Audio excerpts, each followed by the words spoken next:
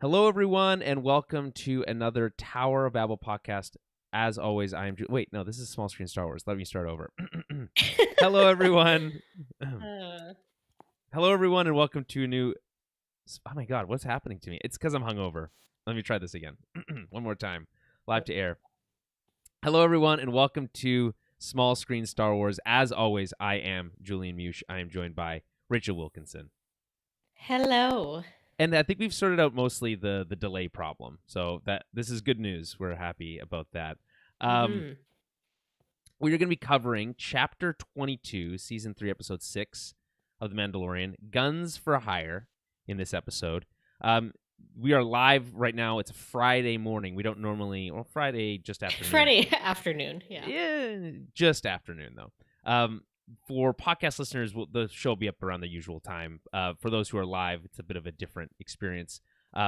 We didn't record last night because I was at a wedding social. For those who are not familiar with what those are, if you don't live in Manitoba, it's a event where you squeeze all your friends and family for money for your wedding. Is really what it is. I was waiting for this. Yeah, I was but like, don't you hate socials? They're so fun, whatever. they're not. Don't they're listen not. to Julian. They're not fun. It's One was a actually shitty, okay. cheap party. Yeah, it's a crappy But party. they're good times. What a sales job you're doing for it. Yeah. Yeah, but it's just fun times for you're hungover today, so Yes. you obviously had a good time. I drank. You can win prizes and Yeah, drinks are cheap. You certainly, in theory, can win prizes. I think the prizes are almost always rigged at wedding socials. That's my opinion on that. Well, Man. when I have one, I'll rig a prize for you. How about that? Well, If at I least ever I'd be have a at least I'd be in wedding the inner circle for that one. I've never. I assume because people win multiple prizes, and me like the rest of the most of the rest of the people win nothing at these things. Yeah, but how much money are you buying in I don't tickets know. for the prizes? I don't know, but it's Like if you're only I will putting in tell you this. $20, you're not going to win. I will tell you this. Last night, the father-in-law won 2 gifts, and another person related directly to the bride and groom won 2 gifts. So Yeah, I'm just gonna. you know what? You know why? I bet you that father-in-law probably dropped like $500 on tickets. maybe, So maybe. yeah. I'm skeptical. Have you ever listened? I watched obviously you know who Bert Kreischer is, right? He's a I've heard the comedian. name. Yeah. Yeah, he's a comedian. He's always shirtless. But he had told a story on like his most recent special about like going to like basically like an auction kind of thing, but similar Right. for like his daughter's private school.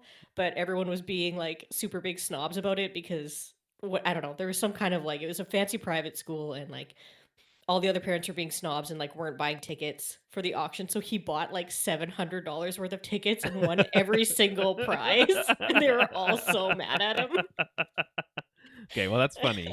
Yeah. I guess you could be like big timer at a wedding social like that too, but I mean, yeah. Here I just feel like ultimately this wedding social was fine because it was at Rumors, which is a comedy club, and that's actually a lot of fun. And the comedians were very funny. Like I was having a very good time, and we finished a whole bottle of wine. But I don't know. I just there you go. coming out of the prizes again, it's like, why do I spend money? And again, it was like, you know what the minimum spend was to get a ticket for one of the grand prizes?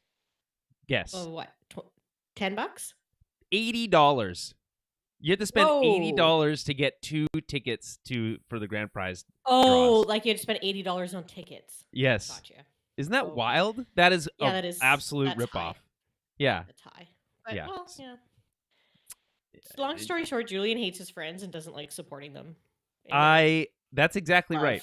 I prefer to support you with in other ways. Invite me to your wedding if you care about me coming. Because the other thing is, they invite you to the wedding social so they can get all the money out of you, and then they don't invite you to the wedding. So that's another all the money out of you. It's like a $10 ticket.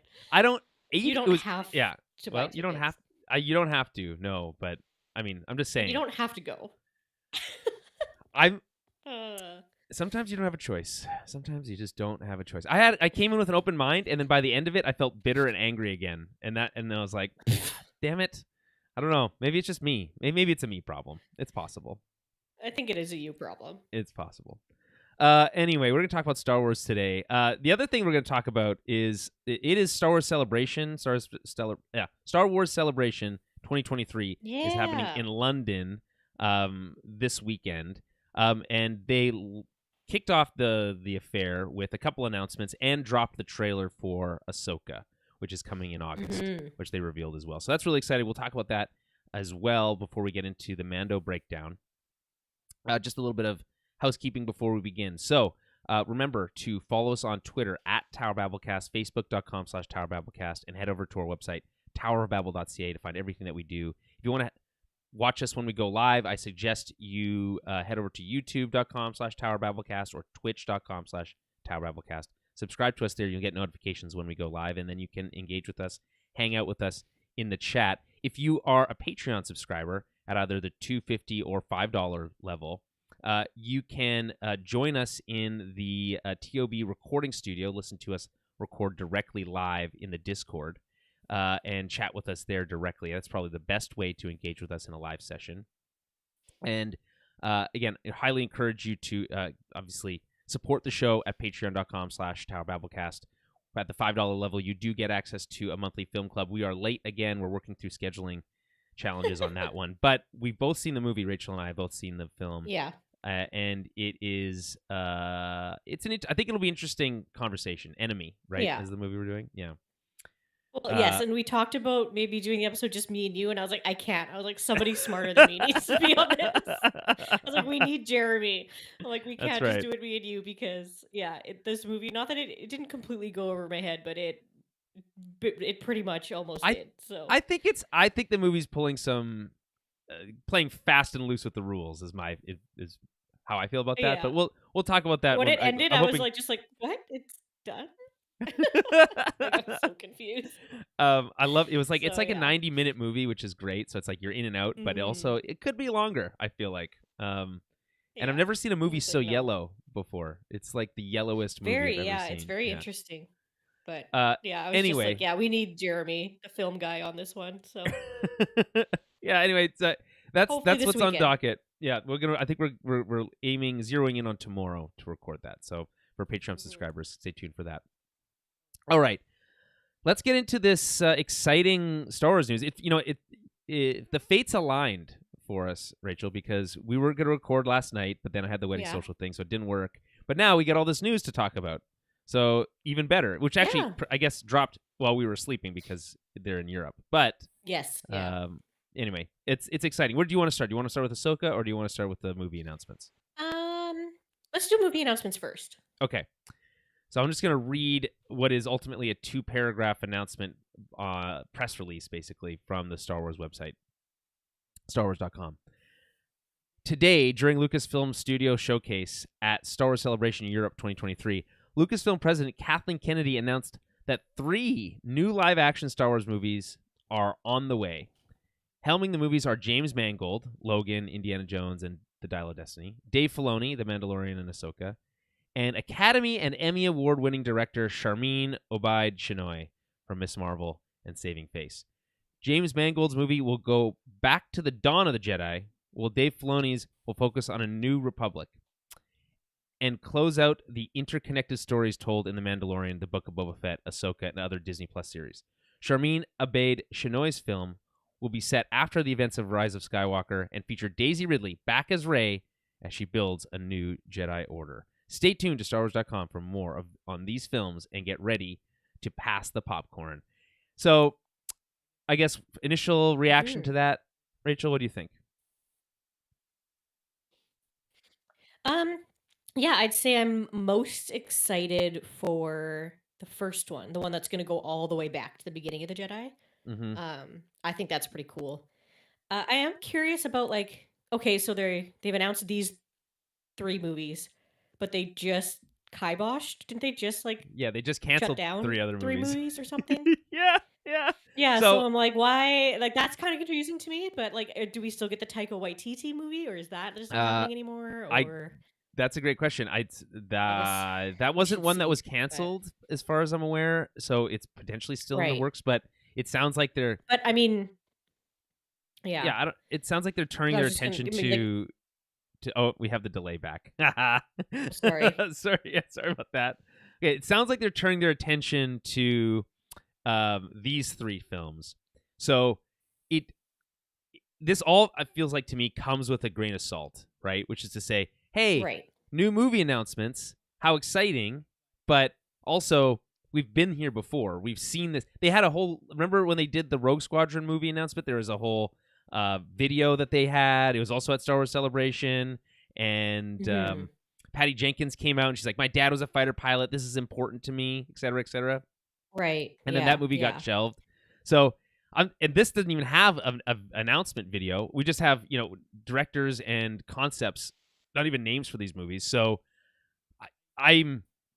We talked about this, I think, briefly on one of the shows a couple weeks ago, and my stance is, until there's a trailer for one of these movies or it's actively in development and people are hired to work on it and it is being filmed, I'm extremely skeptical that any of this will happen because for whatever reason, Yeah. Fair enough.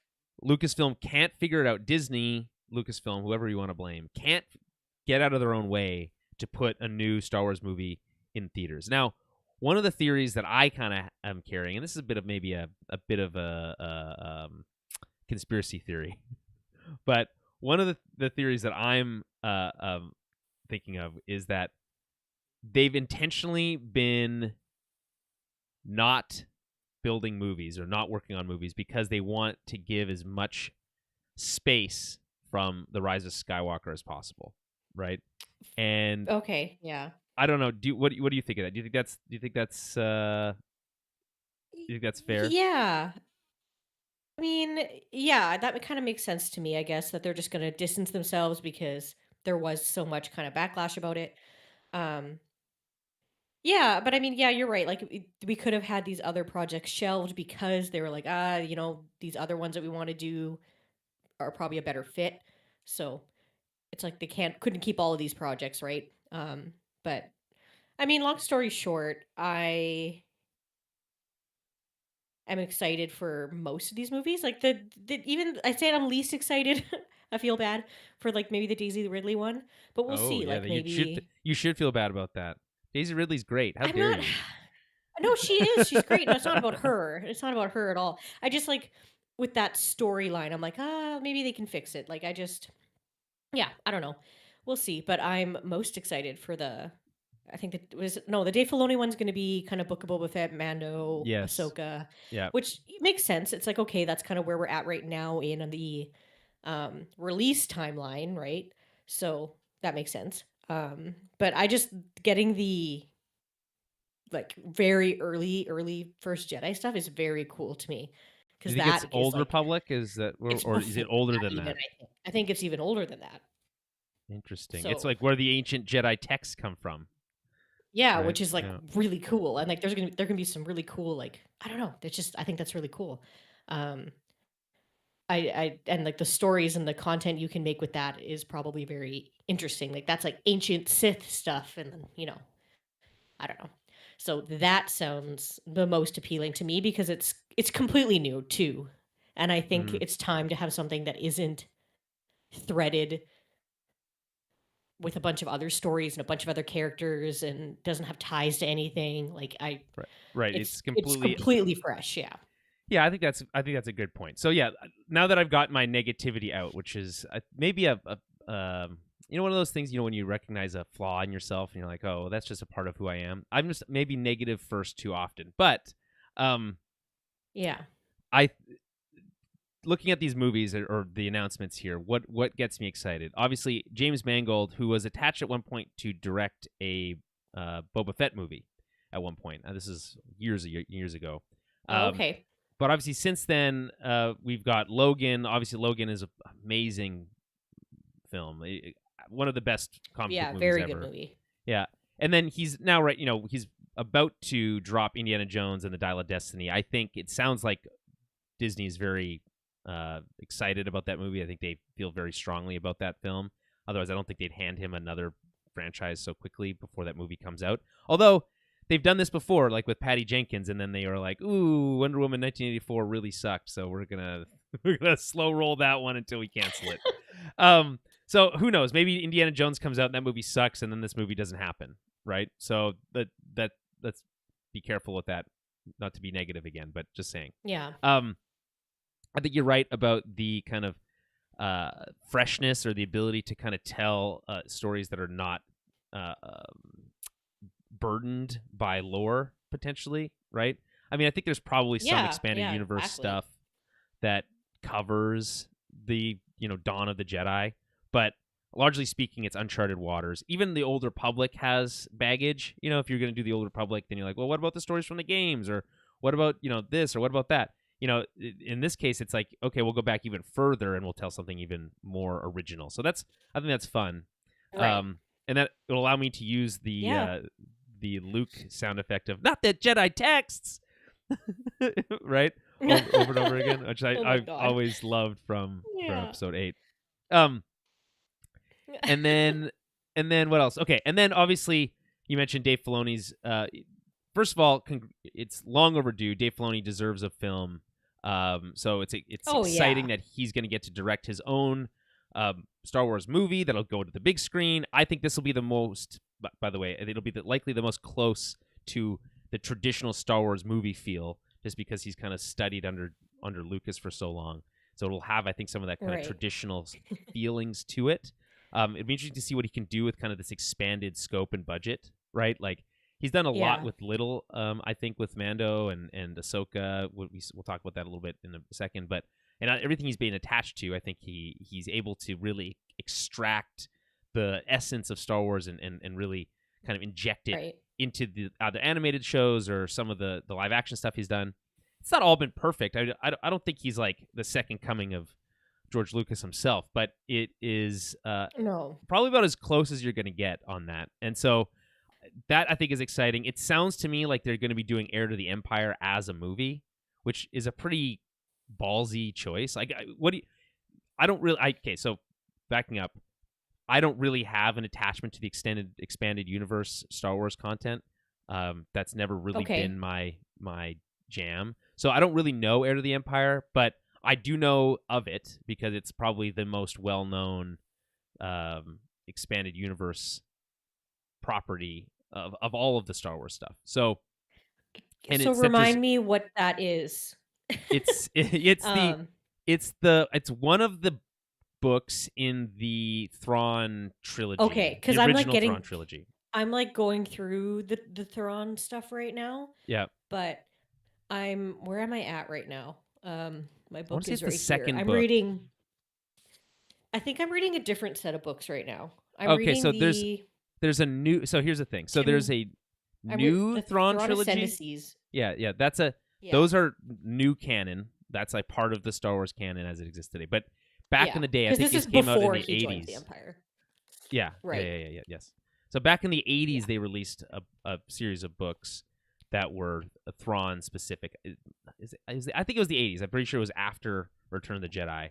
So they released this trilogy of books, widely popular, right? Yeah. And so there's a lot of attachment to that story, but it is some of that stuff repurposed for Rebels when they introduced Thrawn there. But now they're bringing him back. Obviously, we got to see the back of his head in the trailer. Very cool. But there's so many. That trailer, I was just like, every 2 seconds, I felt like I was just like doing the Leonardo DiCaprio, like pointing at the screen, just getting like so excited. I was like, oh my god, all my favorites. That's funny. Yeah, no, I think ultimately the whole deal with Thrawn as a movie feels right? It's like, okay, we're gonna do this this Ahsoka show. We're gonna plant all the seeds with Mando and all that stuff, and then we're gonna bring everybody back to the theater for Star Wars. I'm guessing this will probably be, by the way, the next movie, the most likely to be the first one that releases amongst all these.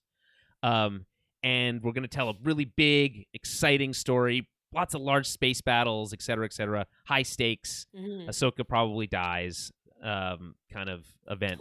Okay. Probably, right? She can't live forever. She's been alive for so long. So, I'm not saying she has to, but it just seems like if you're going to do a movie like this, it seems like if you're going to kill a character like Ahsoka, that would be the place to do it. Just saying. not to throw shade or anything. I love Ahsoka, but eventually she's gonna.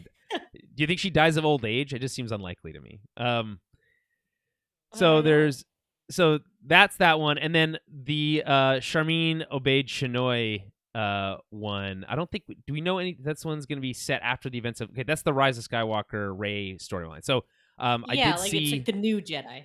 Yeah, I did see some people online, people very excited that Daisy Ridley's back as Rey. I'm one of those. Yeah, that's I think great. she's great as Rey. I really the sequel Oh, me trilogies too. don't fall on her shoulders as being the part of the problem, right?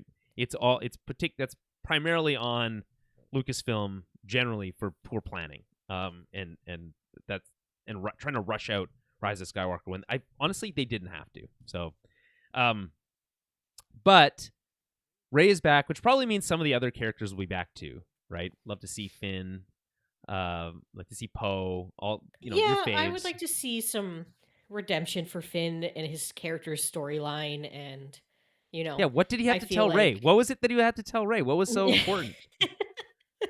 I think we know, but yeah, I'm a like I Jedi. feel That's like what he was gonna that say. He's like, character. I have the Force. I th- Is that what he was I gonna say? think it's about him being force sensitive. I think for sure, but You think that's what it um was? You don't think it was I love you? yeah. No, I don't think it was "I love you." I really don't think it was. I All right, think they're, okay, like, all right. alluding it to being "I love you," like, they want that to be, like, your first thought, like, "Oh, he just loves her."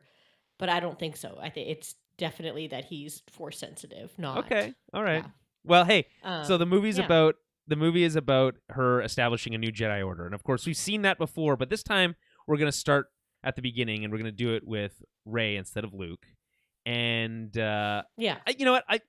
It's uncharted ground, right? You need to start redeeming those movies somehow. We're doing a little bit of that with the Mandalorian stuff, but I think setting it 15 years after the events of Rise of Skywalker is also, I think, a smart move. Really distance yourself as Yeah. much as possible. Yeah. Give yourself some room to fill in stories in the interim to help explain, quote unquote, how Palpatine returned and all the other things which we're getting in Mandalorian. But who knows what other kind of fun side stories we can get set between those years. But I think, um, it'll be the first time that we get to experience a galaxy that's, uh, fully, I guess, healed, maybe potentially, hopefully, by the after all the Yeah, events that have yeah. gone on. It's like, okay, we had the Empire, then the New Republic, or sorry, we had the Old Republic, then the Empire, then the New Republic, then the First Order, then the Empire again, and now they all fell apart, and we can start fresh, right? So, what does Yeah, that mean? What does exactly. a galaxy that is quote unquote starting fresh actually mean? What does are we can Ray Nobody be a thing again? Who knows? Well, all these things that we don't have the answer to. But I am legitimately excited about that because it's charting new waters, just as James Mangold is, but in the past. And then you have something that's very familiar, very close to home, and probably a little fan servicey potentially out of Dave Filoni stuff. But I think it'll be entertaining. So I'm stoked. Mhm. The only question now is, will these movies actually ever be made? Time will tell. Yeah. Okay, so let's jump into the Ahsoka trailer. I'm going to pull up my screen share here, Yeah. and we will look at the Ahsoka trailer together. Yeah. Well, like, I'm I gonna, just watched it before we started chatting, but yeah. yeah, no, I'm just pulling it up Um, so I have something to no, for reference as we sure, talk about here. Yep. to reference, but it's I'm excited. I'm so excited. Yeah, so I love the look of it.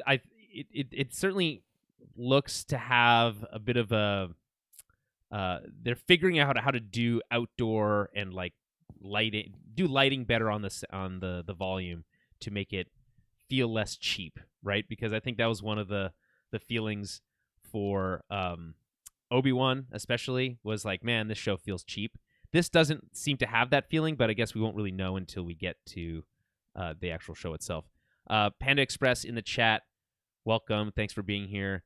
Uh, Wondering if it'll be inspired by the EU Jedi Academy trilogy. It might be, but I mean, Pan Express, you probably know this better than I do. I don't know much of the expanded universe stuff.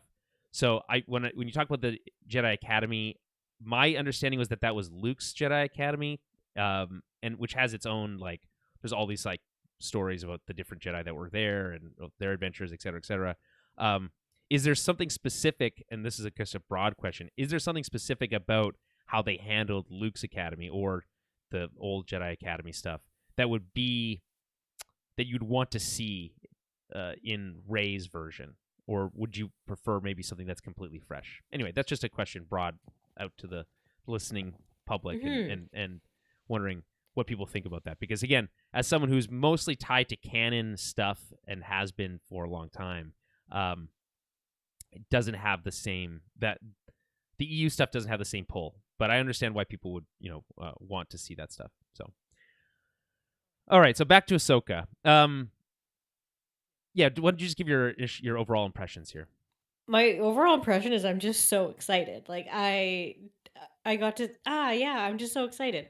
I felt like every little clip just like not dropped a bomb, but it was just like, "Oh my god, like that person's in it, this person's in it." Like getting to see Oh, that's like how you felt Sabine about and Hera and Chopper and Thrawn and everything. I was just like getting sure. so excited. I'm like, "Holy shit." I'm like, this is I'm assuming it's kind of picking up sometime like obviously after Rebels, but It looks like it's I don't know. redoing the final shot of Rebels. It looks here, I'll actually go back to it in the trailer here. Well, because like I mean, It Sabine has much longer hair, so I mean that's you can. I feel like there's always the oh, way to that's tell that funny. like time has Yeah, passed, right? Because it's like okay, her hair is pretty long. Um, her hair yeah, looks I great, by mean, the way. Like it does look really good. considering it's like a Um, rainbow. I feel like that's really hard to achieve with hair. I'm not a hairstylist, but I think like a natural rainbow from one tone to another, like 3 different colors on going down the length of hair. I feel like that'd be hard to achieve. I So mean, yeah, I mean, for a hairstylist, probably not, but for you to do, yes. But I mean, I don't know. as I Seeing said, I'm not a Chopper, hairstylist. Yeah, Chopper looked yeah. great. As we He talked like about, live action Chopper. I'm so excited. I this think is I was his literally talking second about this appearance. last. Yeah, Yeah, I think I was literally talking about this like last week that I just want to see Chopper in live action because he's one of my top like favorite droids. Um, but yeah, it's just like every scene looked like they're just dropping a new like not a new character, but like another person that we know, right? So well, it's there's basically no like, hey, do you remember Rebels? Because boy, are you yeah. get excited, It's right? live action Rebels, yeah. We already know that like Zeb is part of the Yeah, we saw him whatever. in Mando last week. Yeah, We see him in Mando, right? So we know Zeb is around too. So it's kind of cool to like get a trailer where they're not like trying to hide a bunch of stuff too, where they're like, yeah, I agree. "Hey, here's everybody who's in it." So we're not you don't get the bickering of fans later on being like, "Oh, it's just like it's fan service. They're the world, like that kind of thing." It's like, no, like they're Ahsoka was already working with this team before, right? But they're working together again. But we already know it's like, hey, Thrawn's back. Like 100% he is back. That's super cool. Yeah. Well, I mean, when Thrawn was mentioned last season in Mando, the Ahsoka live action Yeah. debut, I mean, we knew where this was leading. I think people said, "Oh, well, Heir to the Empire, that'll be cool. Let's get to see that play out as a series or whatever." And I think we're going to get to see elements of that, but it sure seems like they're going to be doing that as a film. But they've assembled a Hmm. really solid cast. So we talked about this before we were recording, but Yeah. Mary Elizabeth Winstead is playing Hera. I think that's really cool. She looks great in her live action version, Hmm. basically just like exactly how she looked last time we saw her. Um, we have the introduction of what looks to be some type of dark side force user, but not red lightsabers, orange lightsabers. It's like there's slightly the color's slightly off. So what does that mean? And we have this character Yeah. played by what's his name? Like with the beard, Ray Stevenson. That looks very cool. Like Yeah. Like, very who's this? Yeah. yeah, I know. So there's a lot of questions, I guess, about what that means. Like Yeah. there's a what looks to be a fight with an Inquisitor, or at least someone who has an Inquisitor's lightsaber. As you can see with like the Right. Yeah. blade. But I guess this is the kind of the perfect trailer because it confirms all the things that we wanted to know. Yes, it has Ahsoka, Hera, Chopper. There's a holo of Ezra. Sabine's there. They all get to speak in the trailer. Obviously, Ezra doesn't. and neither Yeah. does Thrawn, and we don't get to actually. They don't reveal who's playing Thrawn. I think that's a ballsy move because I think maybe they want to reveal that in the finale of season I 3 of thought we Mando. already knew. The speculation that it's Lars Mikkelsen who voiced the character, Oh, okay. Yeah, that's what but I thought. Yeah. yeah, but that But I hasn't been guess, yeah, that's true. confirmed. That hasn't been confirmed. So, and he's denied it Gotcha. over and over Okay. again. But to be fair, that also probably means that he is doing it. So yeah, Yeah. Yeah, probably. So yeah, I mean, I'm really stoked for this. I think it looks really good. I think it leaves enough open question marks to be like, okay, what is actually what Okay, so it's about finding Ezra potentially, right? But it might be more than that. It might be about stopping Thrawn or just finding Thrawn, learning the truth of what's actually going Yeah. on, et cetera, et cetera, et cetera.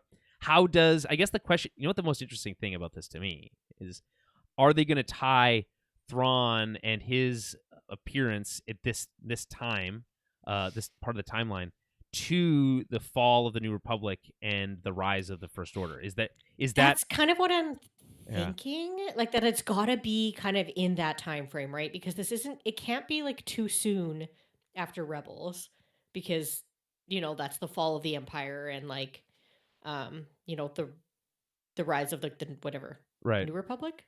The Um, New Republic, First or Order, yeah, yeah, like, so it's gotta be, yeah, like, after, um, but again, we kind of have these sort of, like, Inquisitors, but then also some of these other, I don't know, different Sith-looking Jedi that are like look like they're fighting. Like a few times you see that scenes with the guy with the white yeah, beard. We don't know who yeah, yeah, he yeah. is, Ray but Stevenson, yeah, he's like choking out like like a rebel like yeah. officer. It He's looks got his like. own little hallway scene, Vader type scene. Yeah, Looks like, exactly. Yeah, exactly. So I'm like, okay, so and we see Mon Mothma too, like a quick little clip of her on a yes, hollow. So yes. yeah, so it's got to be like Well, I don't know What's those interesting two about this for is that the original Heir to the sometime in Empire between, was set in this same time period, post right? Return of the Jedi, right? But it was different. Other things played out very differently, and there was no concept of the First Order and all that kind of stuff. So, Thrawn's return and how it fits into this interpretation of, okay, the New Republic is nascent, it's still getting its feet under it, but it's Mhm. clearly making mistakes. There's people are working actively to undermine it. That we have like that, the whole double agent situation going on the Mandalorian. So, Yeah, yeah. does the Heir to the Empire concept does that help us better understand why the New Republic failed so quickly, right? It barely got started before it completely collapsed, right? Right. And Yeah. is that because of Thrawn? And I think the answer would be, and if the answer is yes, that's interesting. But how is really the key piece there. Well, Also, exactly. But also no, love I'm Mon just Mothma being involved it's like, is just really yeah, interesting. Anyway, yeah, yeah. go ahead. No, I'm just saying I'm just excited. Like I feel like whatever the story is going to be, it looks very interesting. I liked even like the first kind of opening scene with Ahsoka's obviously like kind of near some Jedi temple again, and Yeah, she it looks cuts like through the stone and falls in, and yes. it's like okay, like interesting. Like I don't know if they're gonna bring in any of that. I know it made some people mad, but the world between worlds at all Well, again. If we're getting I, any of that I kind want to of feel like stuff again.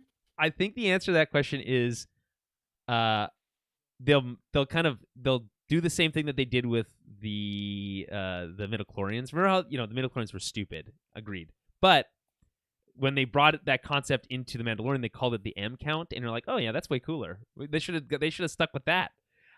They should have started with that. So maybe they'll like kind of Yeah, reframe the world between worlds as like in a new context that'll make it seem way cooler, right?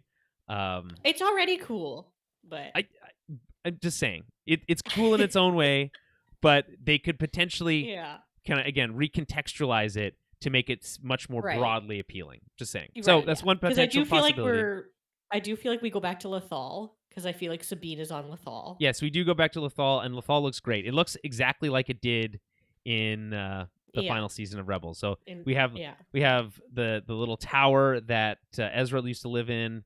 We kind of get that's what I'm saying. We kind of get this recreation of that final scene Yeah. in Rebels, because we see the Ahsoka ship flying over with the X-wing escort. We see the Lothal city in the background looking really good, and then we see what looks to be a pretty similar kind of maybe setting in place as that final meeting with Sabine and Ahsoka before they go off to get Ezra, right?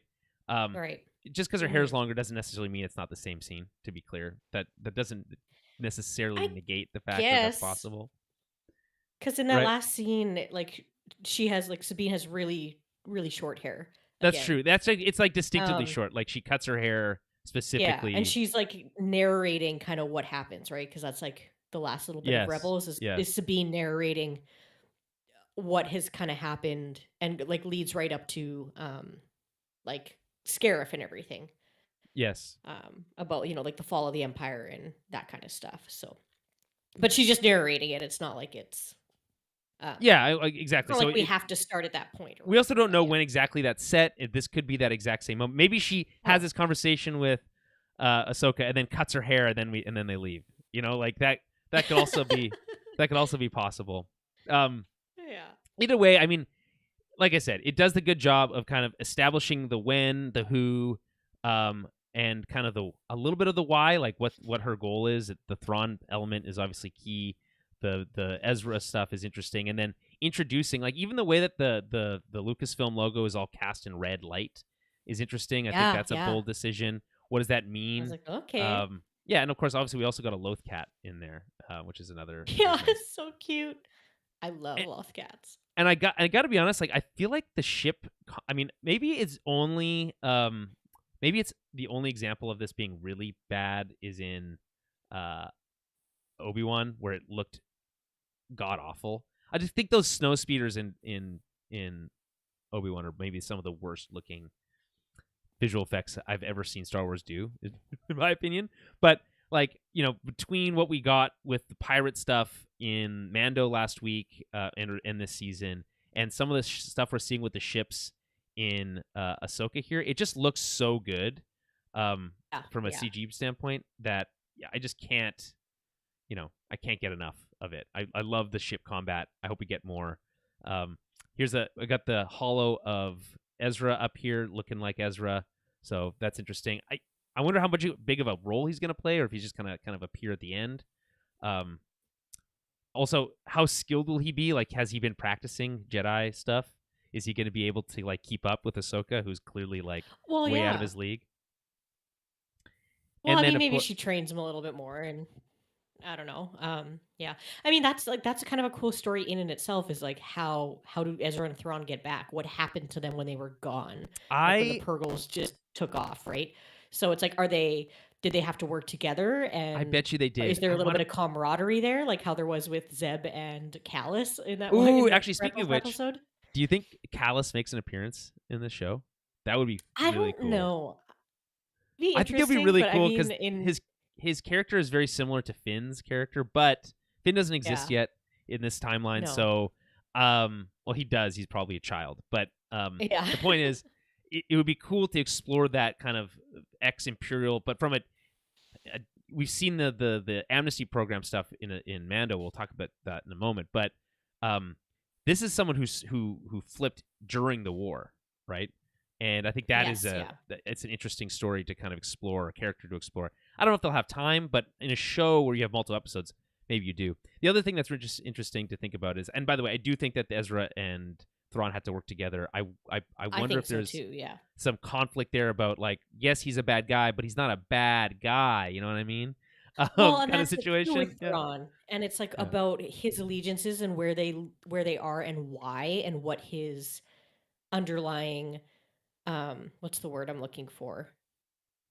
Like what his purpose is and what his motivations are, right? Yeah, because with Thrawn, it's like he's kind of found by the Empire, right? Mm-hmm. And with him, he's a very tactical person, and it seems like he joins the Empire, at least in the older, from what I know from like the older expanded universe stuff. Like that's just who was powerful at the time, so that's why he's working with them, right? Like if it had been the Republic, he would have been working with the Republic, right? So I'm curious as to what his motivations are in this show, and why, if the Empire is gone at this point in time, like why he would care about trying to rebuild that. But we'll see.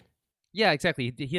He doesn't bleed the Empire. It never seemed that way. It No. was just kind of like it was a convenient tool for him.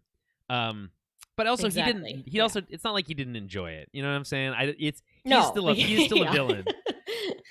Yes.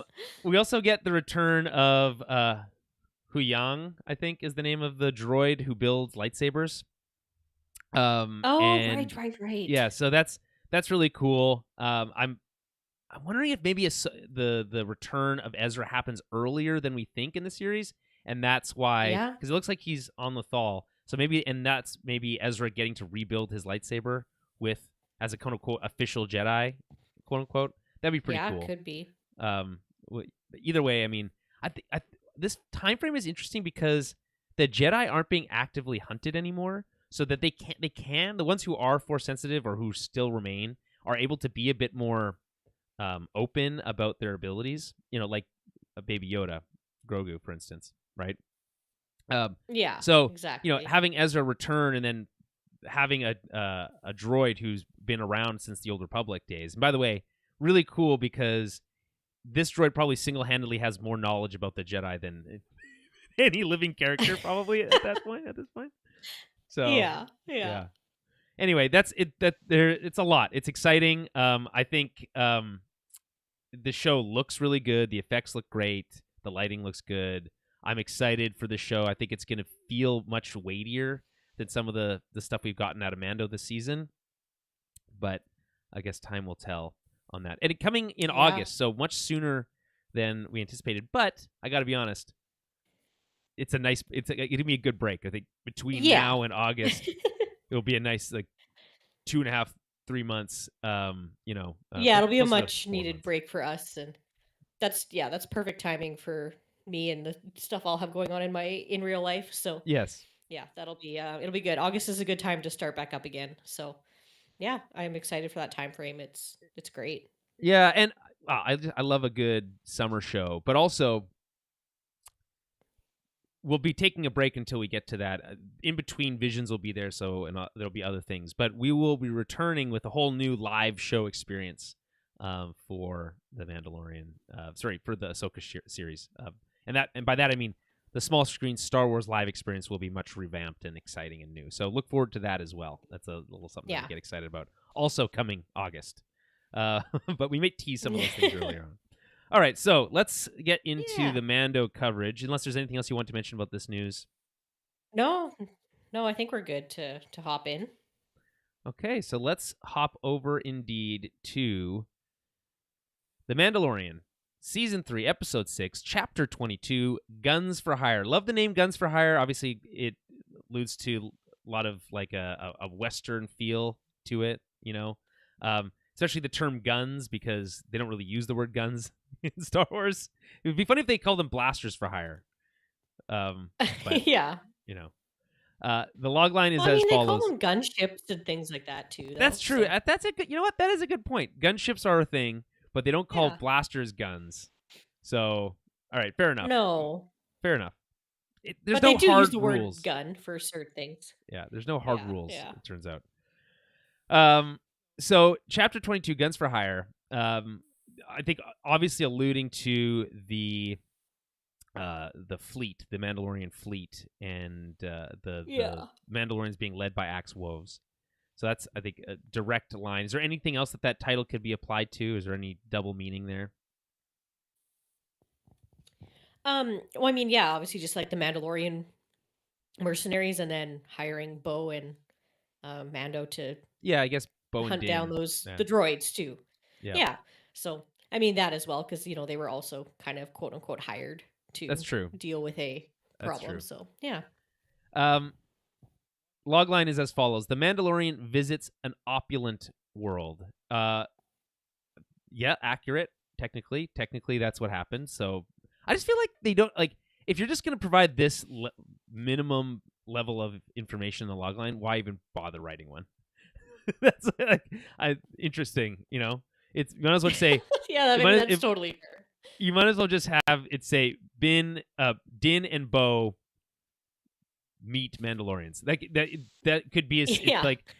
that's about as basic as it gets. So anyway, The characters do things. yeah, exactly. Stuff happens. Yeah. All right, so this is directed by Bryce Dallas Howard.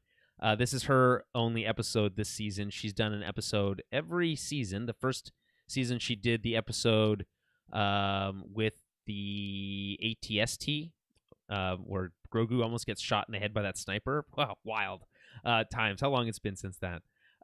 Yeah. And then she did the episode in season 2 where Bo-Katan is introduced, and the planet Trask that takes place on is mentioned in this week's episode. So that's fun. So she's got her own little like lineage situation going on here.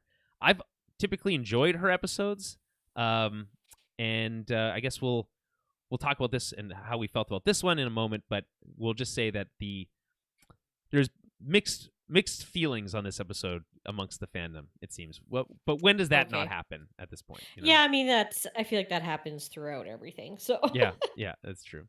I get it. I understand.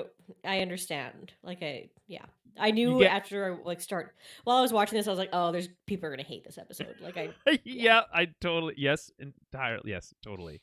I felt the same way, but also at the same time, my girlfriend was like, "This is great." She's like, "This is my favorite episode this season so far." So take that for what you will. And I guess that is what Star Wars is about. Okay. Yeah, In my base level of thinking, Star Wars is for everyone, and sometimes us nerds take it a little too seriously and get a little too mad. And it's not. Listen, it's not so serious. Sometimes we can just have a little space detective story in the middle of our adventure. It's okay. Yeah, sometimes that's all we right. just have a little fun, and it's okay. Not exactly. So I mean, yeah. Listen, I'm not a fan of those droid episodes of the Clone Wars arcs either, but you don't have to watch those ones. You don't have to rewatch those ones. They don't play that big a role in the wider canon. All right. This is written by Jon Favreau as well. Starring so many people. I guess we should mention a couple very, there's 3 major cameos in this episode. It's pretty wild. And 4 if you include the B1 battle droid, which I personally do. So, so you've got Jack Black playing Captain Bombardier. This is a big weekend for Jack Black because he's also Bowser in the Mario movie, which premiered this week as well. He's just in everything right now. It's funny. He's the best, though. I really like. Yeah. Because is there anyone in the world who doesn't like Jack Black? He's just so endearing. And I feel like I loved him in this episode. What did you think of him? I thought because Jack Black to me is just so cute. Like he's just okay. So this is gonna get me some heat, but to me he's like a non-annoying version of Jim Carrey. Hey! I will not be taking any Jim Carrey slander on this podcast. Thank you. I know. Much. I'm not a big Jim Carrey fan. He's too much for me, and I'm just like, I think he's just a bit too much. But for Jack me Black isn't. The guy who's constantly singing. I know. He's borderline for me. Like sometimes he reminds me of like maybe some of the guys I went to high school with that were a little bit too like quirky, and I was like, oh, you're like borderline getting on my nerves a little bit, but he's just so endearing that a bit too quirky. Yeah. That's so well. Hey, you went to school out of the city, so that's your own fault. Okay, so but he's quite sweet, and he gets so excited about the roles he plays, and he does I feel like he works hard, and he puts 100% effort into everything that he does, and I appreciate that in any actor, he wears his heart on his sleeve, and I think that's admirable. Okay, so that's one. Then we have Lizzo. That's also another cameo. So, are you a Lizzo fan? Do you like Lizzo? I do. I love Lizzo, and I specifically about this episode, and it's not like this is a big thing. This is just shitty people being garbage on the internet. But like, the only thing that bugs me about that is just like I don't know, the certain type of person making comments on whatever threads that are just shitty and right. But you're gonna get those regardless. It's just basement dwellers being like, oh, I didn't know that they cast whales in Star Wars. It's like, fucking shut up, Oh, dude. that is rude. Like, Actually, like it's like I saw a lot of that on like a few of the accounts that I follow, and I no. was just like, really, dude, like, take a minute and maybe look in a mirror first before you start commenting on other people's bodies and the way Well, they I mean, look I just and like their obviously personalities. commenting on someone's appearance as like they're something that they can't control really is not Well, and cool. I It's don't know. like like just like there's just no like sure as a character in a show I think you can have an opinion on of the look of something. For instance, I thought the guards who wore stormtrooper armor without the helmet and then they had this like cool cape like knight thing going on. I think that's a super cool look, right? So I think that's fair to say. Hey, and Lizzo's character, the Duchess, which is I don't know if that's a direct like call out to the weapon that Sabine made, but maybe it is. Maybe it isn't. I don't think so. The Duchess, that's all she's called. Anyway, she's got this like really cool outfit going on, but like more importantly, she's got this like holographic like peacock situation going on. And so that's kind of cool too. So like I think it's fair to talk about those things, but like just be like, well, she's too fat for Star Wars. It's like, fuck you. Like what the fuck are you talking about? So yeah, no, exactly. And that's what I mean. It's like that kind of stuff because it's like you're not gonna say anything about Jack Black. Like what? Like it's just you know what I mean? Right, So, exactly. Who's like okay. rotund in his own way for we'll just say. yeah. So I mean like that kind of stuff always like irks me a little bit when people just get really immature. But I mean again, it's like literally for the most part people who have no lives. It's literally children. Yeah. Or man children. Yeah. But no, I mean the opulent is a good word that they use about this city, right? And it's they're displaying this like kind of ridiculous show of wealth and show of like prosperity or whatever. Yeah. And I like that. I like seeing Star Wars characters that are or like kind of royalty because they're always kind of funny and quirky and like it's a like little Queen bit Amidala. more, yeah, like the big hair and the ridiculous kind of outfits and totally. The fancy people because it's why people like paying attention to the royal family. You get all the pomp and circumstance, right? Yeah, like we get a lot of the like gritty parts of Star Wars, and we see a lot of like the fighting and the poverty and the of other planets and the imperial war, senates and et cetera, et cetera. But it's fun to get a planet where you just see people that are just rich, just doing rich people stuff. Or just fun. Like they're playing space croquet later on. So it's like these people are not regular people and they're not dressing like regular people, and it's fun to see these kind of larger than life characters. So I think it's fun. I don't really know Lizzo, so I recognized her, but I didn't know who it was until the credits rolled.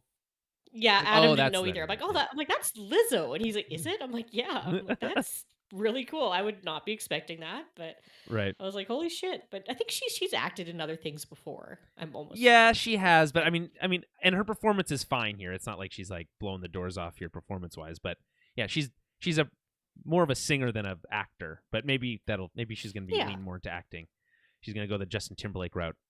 And then for the third major cameo, we got Christopher Lloyd, of course, best known as playing the professor in Back to the Future, right? I think. Yeah, I was gonna ask you about who, when you see Christopher Lloyd, who is it that you think of immediately? Like what character? I mean, I don't know. I gotta say, is it not 90% of the world's population sees him as Back to the Future Professor Brown? I mean, Doc Brown. Yes, but I also to me he's Uncle Fester too. Like family. Yeah. He's also a badass Klingon warrior in Star Trek 3 or something like that. Oh, is he? There's something else too that I was gonna bring up about him that I always think of. I'll probably think of it later. He's in the show, so much stuff. I mean, he's been around for so long. What's wild is that he's he felt old in Back to the Future, but it's 2023 now. he's still going. Realize he was alive. What a nice surprise! Oh shit! Yeah, Christopher Lloyd, and I was like, I honestly low-key thought he was dead. Yeah. Oh wait, what's the other? Okay, and this is a really deep dive, but it's a movie that I really, really liked when I was a kid. Angels in the Outfield. He's been in so many. I'm literally looking at his IMDb. He's been in so much stuff. It is unbelievable. But those are the so three many things I've things. never I'm even like, heard of. But yeah, no, those are the main three for me. It's like he's Uncle Fester, he plays Al in Angels in the Outfield, and then yeah, he's Doc. But He's in Piranha 3D. okay. Well, he is.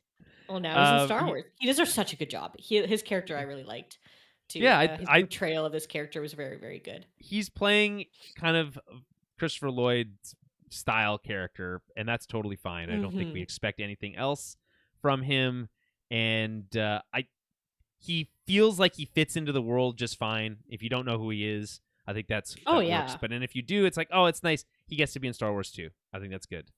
There's just something about when you get these actors like Jack Black or Christopher Lloyd in roles like this, it's like they're not being cast as like the lead of a Star Wars movie or anything like that. No. But they get to now be in Star Wars, a character in the world, and sure, he gets to play a bit of a stinker. But that's fun, you know? And Jack Black gets to play this, over-the-top Captain Bombardier, which is a really fun name, by the way.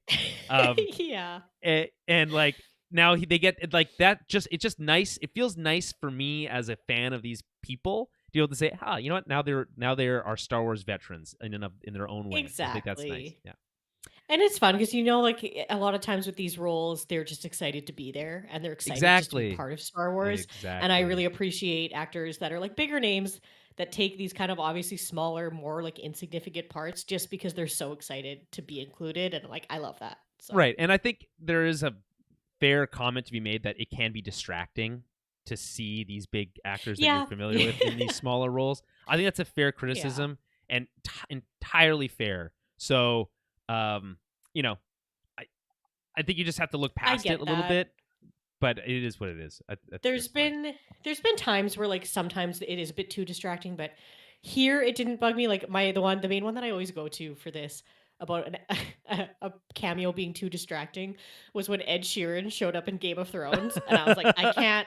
It was too much. It pulled me straight out of that episode. How is this any different? I guess because Game of Thrones is much more grounded. Is that the difference? I think it's just because of like the way Game of Thrones precedent was and the feel of it and everything. And it's all of a sudden it's just like, okay, you can't just throw Ed Sheeran in there and have him just singing by a fire because I had no all problem I see is Ed Sheeran.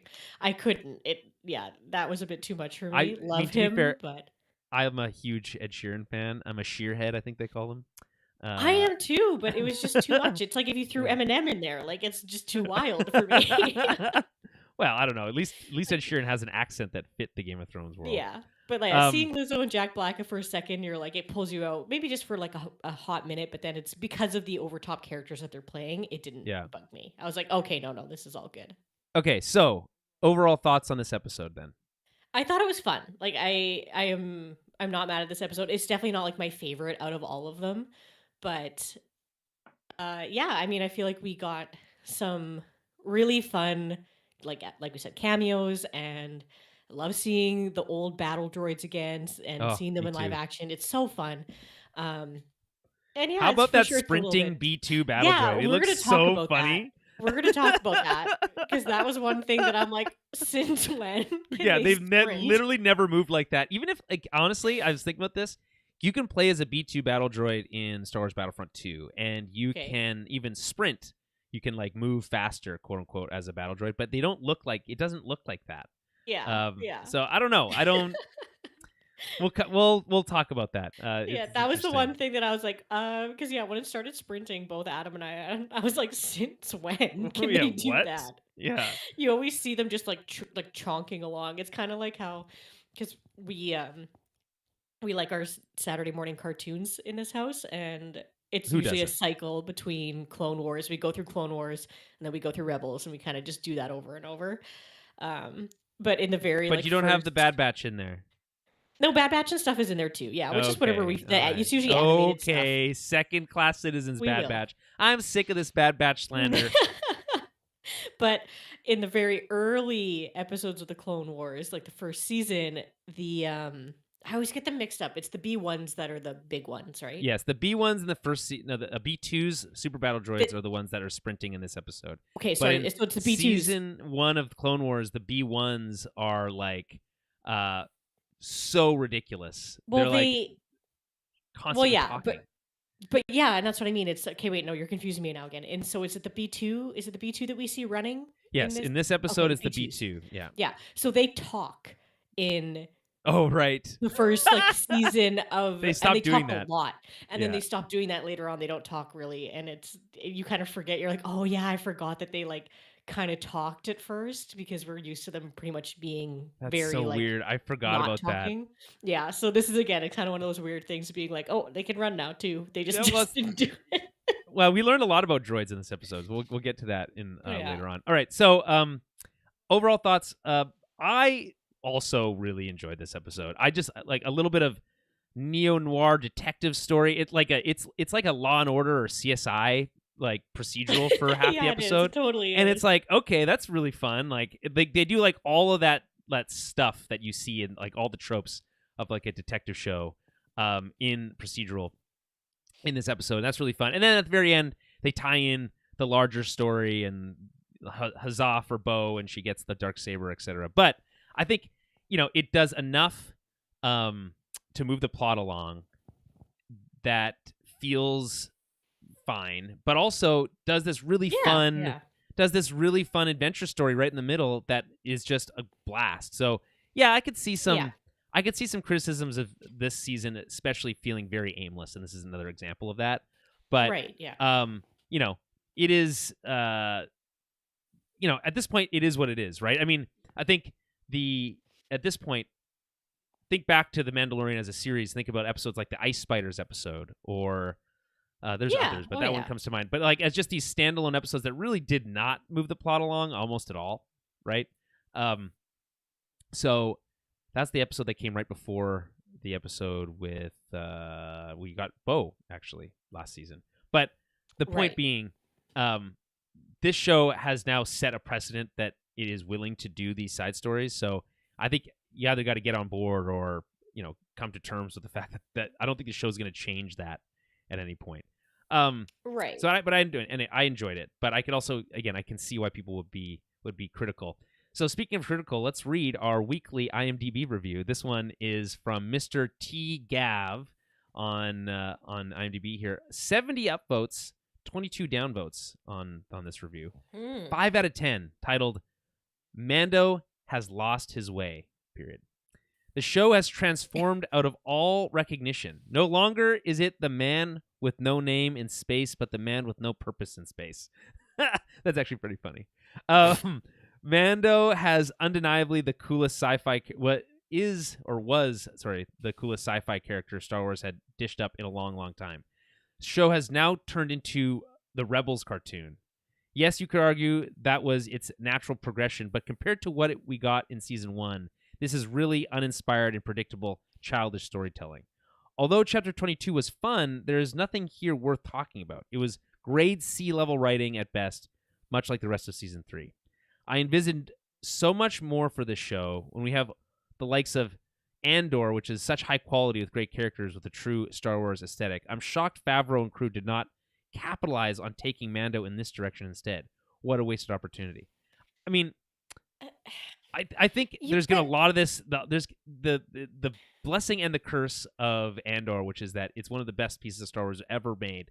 That to compare everything against Andor is kind of like unfair, and also not everything has to be that gritty. I think and like they're two completely different time frames and like storylines. It's like that's I don't know. That's like trying to compare this storyline to like the beginning of Star Wars, like episode 4, 5, and 6. Like it's just like you can't really like compare the two because they're completely different stories.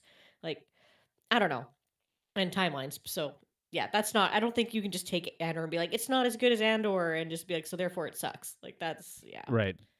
So the review ends with this last paragraph. I'm pretty sure crowbarring in the Book of Boba Fett has not helped the show's maturity and has inadvertently sucked the life out of Favreau's creative flow. He's clearly spreading himself too thin, and it really shows. Better luck on Mando Season 4. This one is a complete dud. I don't entirely agree, but I actually do think that the comment that Favreau might be spreading himself too thin is potentially a fair comment here. There is a different feel to this season. I agree. Yeah. It's hard to put your finger on. if it's just tonally, it's taking itself a little bit less seriously. Maybe that's what it is, and that's what's irking people. It's coming off. We're coming off the heels of one of the greatest Star Wars things in Andor, and one of the kind of rockiest ones in Obi-Wan, which had really high highs, but its lows were very low, right? Right. So, and then Book of Boba Fett, which is, I think somewhere in between, right? It was like good in certain places, but also felt very cheap in others, and it was like, and included 2 episodes of The Mandalorian for some reason in the middle of its season. So, so because of that, it's created a weird dynamic for this show. I do agree. I don't know if it's fair to characterize it as spreading himself too thin, but something is off, and I agree with that. I think people are just taking it a little bit too far. That's my opinion.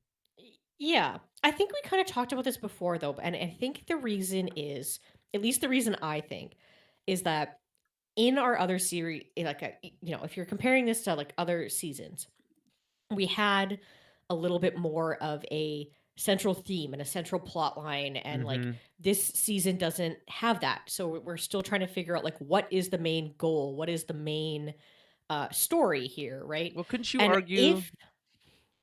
Well, I also think if we took those 2 episodes out of Book of Boba Fett, plucked them into Mando, where they probably should be, and there's 10 episodes in this season instead that included those 2. Yeah. Like, I think that would give it a little bit more of this like meatier feel. I agree. I think it's wild because I think there's a bunch of people watching the show who have never seen those episodes, and they once again reference them in the flashback in this episode. Yeah. So it's like, I don't know. I don't know if there's a way to reorganize the like this and kind of make it fit better, but I think we should explore that potential if that can be done. Because I agree. Yeah.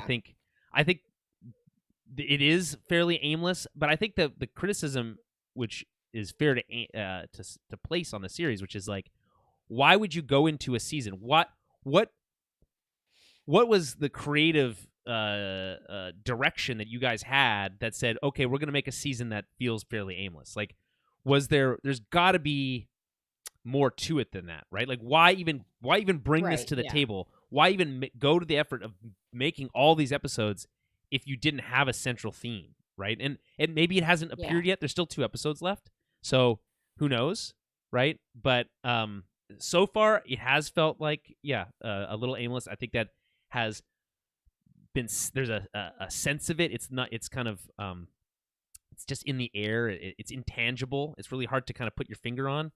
And I think the fan base has felt that, and this fan base is very fragile right now. The Star Wars fan base, I think. And so when stuff they smell blood in the water, it's like, oh man, look out, right? And I think there's a little bit of blood in the water with Mando season 3. And so that, because of that, it's a little bit of an overreaction, I think, one way. It's like, oh, it was the best show and now it's the worst show, right? It's not. Right, it's somewhere in between. The truth lies somewhere in between. So, all right, let's get into the breakdown. Here we go. I'm going to switch back to the full screen here. And I'm going to pull my cheat sheet back over. Okay, so as mentioned, Bryce Dallas Howard, Jon Favreau, Chapter 22, Guns for Hire. We start with the recap. We get a lot of things in the recap this week. We get Bo meeting Din for the first time, and Axe Woves in the background. Can't forget about him. Then we get the rules for how the Darksaber can't be just passed on, and we get that from Moff Gideon. We get Bo, her forces, quote unquote, melting away. The people that we catch up to in this episode, and where they are now, acting as mercenaries, which we also get to see. Then we see Din losing the Darksaber to that android creature in underneath Mandalore, right? And Bo rescuing him with the Darksaber, which I guess they pay that off later with a weird loophole situation, but we'll get to that. We get Mando talking about how, who are Mandalorians without the creed, and that the people are scattered. Again, I think alluding to this idea of we got to unite the Mandalorians under one flag and retake Mandalore, etc. Then we have Din mentioning that he's in Bo's debt, which I think, again, also pays off later with him returning the saber. And then Bo is Then off to recruit. We get the episodes from scenes from last week. Off to recruit more Mandalorians. She doesn't have her helmet. Also, interesting to note, she takes off her helmet right last week. Big deal. Woo! How exciting. And then this week she literally doesn't have it at all. Like she doesn't have it with her. It's not around. It's just a weird choice. Anyway, we'll talk about it later. And then they talk about retaking Mandalore. I saw someone mention on Twitter. It's like, what do you mean retaking Mandalore? Retake it from who? It's under isn't it just abandoned? That's like retaking an empty lot. We were talking about that last week. Yeah, we were literally talking about that before, being like, I don't understand this whole retaking thing because isn't the whole planet just fucked? And it's no one's there except for I don't know, some weird mutants now. But I'm retaking this swamp that nobody wants. It's okay, cool, I guess. Yeah, all right. Yeah. Good for you. All right, so we start with in space a random shot of a Quarian ship. Haven't seen a lot of Quarian ships. I thought it was a really cool design, very similar to the Mon Calamari design, but also has their kind of a tentacle face incorporated onto the front. I think it's a really cool design. Looked really good. And we get to see a Quarren, the bridge of a Quarren ship, and these Quarrens aren't bad guys, actually, which is kind of a fun twist. And we get to see that the captain on this ship gets to sit in their own private water tank, which is really cool. And they got delivered a fish in a fancy cup. I thought that the whole thing was just a fun little world building element and just very kind of amusing. Then we get a note that they're headed to Trask. Again, that's that water planet that we spent time on in season 2. That was also the Bryce Dallas Howard episode, so that's a little call out to that. And then they're interrupted because an Imperial ship has found them. It's an Imperial cruiser similar to the one that Moff Gideon. It could be, in fact, it probably is the same ship that Moff Gideon was flying or commanding.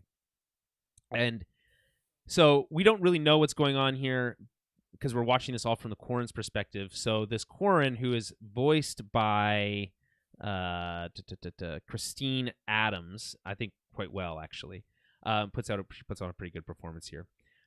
Tries to appease the Imperials, basically kind of saying, "Oh, I didn't know there was a warlord here. My bad. We'll pay whatever we need to pay." And then she's like, "Well, we're not criminals." And then she's like, "Oh, well, I didn't mean to offend you. Of course, we'll we didn't realize that there was an Imperial leadership here. We're just passing through, right?" And then we find out that it's not actually Imperials at all. It's Mandalorians, and we've got none other than Axe Woves back from season 2, played by Simon Cassianides. It's a really tough word, his last name. Anyway, Simon, we'll call him for short. Axe. Really cool character. I liked him when we saw him last season, but gets much more to do in this episode. Got a really cool voice, I thought. Just his presence felt very commanding, which is very cool. And talks about how they're privateers, guns for hire, obviously, specifically about the title of the episode, and that they're quote unquote very good at what they do, which reminds me of Wolverine being the best at what he does, and what he does is killing. But they're very good at what they do. They're very good pirates. Mandalorians would make great pirates, obviously. Privateers, they call themselves here. It's a very slight difference, but that's essentially the same as pirates. But again, mercenaries, that's what Bo-Katan called them. And they were commissioned to track this ship down because a Mon Calamari viceroy has issued an arrest warrant or whatever for his son, who has absconded with this Quarren captain. And it's basically Romeo and Juliet in space. It's very cute because she's like, they're like, okay, we'll give up the Mon Calamari because it's not worth the hassle, basically, right? And she says well, why? I don't have a Mon Calamari here. We finally have peace with the calamari. Why would I risk that? right? Which is an allusion, by the way. It's a reference to the Civil War that we saw being played out on the Clone Wars. There's a whole arc that takes place on Mon Right. Cala Right. between the Korrans and the Mon Calamari. It's a pretty cool one. Who's the Jedi the Yeah, we green get a Jedi in that episode? oh, That arc? Kit Fisto. Yeah, Kit Fisto. It's like a Kit Fisto centered Kit arc, and Fisto, he's yeah. really cool. Yeah, Yeah. He's cool because he can breathe underwater because he's exactly. Because he's can't part remember fish. what his species is. Yeah. Yeah. And then we get that we get that separatist Oh yeah, the shark character. Yeah, the only one of that species we've ever seen. I think they were like, we're not gonna do that again. He's a shark no, man. I don't know. They said specifically they wanted. I feel like I remember watching some of the behind the scenes on that, which is like they wanted a very striking villain, so they came up with this shark character. But they did struggle with the fact that there is no there's no others of the species we've ever seen before, so it's like a bit odd. Yeah. But it's still pretty cool. He's a pretty badass villain, in my my opinion. Anyway, so there's peace between the Mon Calamari and the Korrans, which is nice to see. And I love, by the way, the line reading here from Axe Woves. He's like, "I know it wasn't for war; it was for love," and that's how they reveal the whole Romeo and Juliet situation. Of course, obviously alluding to the fact that these are like opposed houses, and that a romance between them would be kind of like against the family rules or whatever. So, also potentially this is the same Mon Calamari who was referenced all the way back in season 1 of The Mandalorian when Din was getting his different contracts. Oh, okay. One of them was for a calamari nobleman's son. So okay, probably could be the same one. So interesting. That's a nice little callback there. Little pieces of a story. They mentioned this on the Screen Crush recap, but I totally agree, which is why I wanted to mention here, which is that when Star Wars is doing its best work, it's when you're kind of seeing elements of another story playing out in the story that we're the main story that we're getting, right? Just these little bits of that make it feel like an established world. Like there's this other stuff going on, you're just seeing a piece of it, and the reason you're seeing a piece of it is because it happens to overlap with the core story that we're watching. But if it hadn't, it would still be going on in the background. That's the kind of feeling that I think you want to get out of a lived world. This makes the world feel bigger, right, as opposed to smaller, which is what typically happens with some of these other more fan favorite castings, and cameos, etc. Okay, so that is the opening sequence. Any thoughts on this opening sequence with the Mandalorian of mercenaries and this whole Romeo Juliet situation? Yeah, I mean, I think it's a good way to kind of show what these Mandalorians have been up to. At least this specific group. It's not necessarily that they're running around killing people. It's they're working on contracts. They do this very peacefully. They do it very diplomatically, right? They're not coming in immediately like guns shooting, guns blazing. They're trying their best to they're being, obviously they're a little threatening of a presence, but they're just boarding you right away, coming and getting what they need to get and leaving, and not doing any sort of extra damage or anything like that. So do you think that these are the same Mandalorians? Do you think they were hired to rescue, quote unquote, or free Moff Gideon? I don't know. I feel like we will see that. I feel, I'm not too sure. That's kind of one of the things where it's like, if they did, like, why is he not still with them, or who did they give him to, or who? Right. It's like, well, they were probably hired by maybe by Thrawn, right, to rescue him from the New Republic or whatever. But it seems odd because like they have the choice. They're, as privateers, they can choose whatever contract they want. Why would they choose to rescue or quote unquote free a criminal from who destroyed your homeworld? They're just like, it seems more and more likely that the Mandalorians are being framed for. I think so.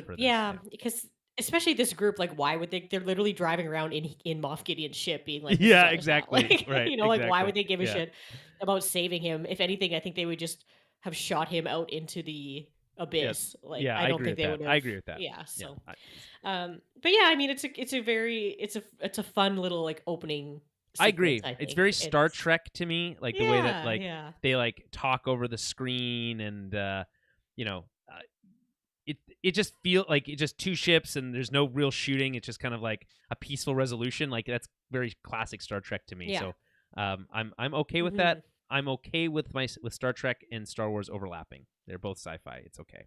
All right. So then we are introduced to Plaisir 15, a planet on the outer rim, which is lush and beautiful, but yet they still live in domed cities. And to be honest, I feel like this, like the world that they built here, like the Plaisir 15's like actual look and feel, is very similar to Mandalore. Like this domed city situation, like at a first glance, just looks like Mandalore if it was green. So I think that's a bit interesting of a choice. Like, why go with the domed city thing again when we kind of already established that as being a Mandalorian thing? I don't know. What did you make of the look and feel of Plaisir 15? Which, of course, by the way, plaisir as a word is French for pleasure. So there you go. Ah, okay. um, yeah, I would agree with you on that. Like, it's a lot of times we just get these very like quick snippets Right. of what a place looks like. Um, I did find it very interesting to you could see like the main city from far away, but then Yeah. also kind of where the Mandalorians are hanging out and like how big that fleet actually is and that ship actually is, and they Yeah. obviously make Totally. note of that too. So I always like when we kind of get like an incoming shot from Yeah. above, you Establishing know. shot of this Yeah. gives you a sense Yeah. of what's going on. But I just think it's visually confusing to use like such. You know, we talk about visual storytelling and shorthand, right? You know a Mandalorian when you Mhm. look at them because of the style of their armor, right?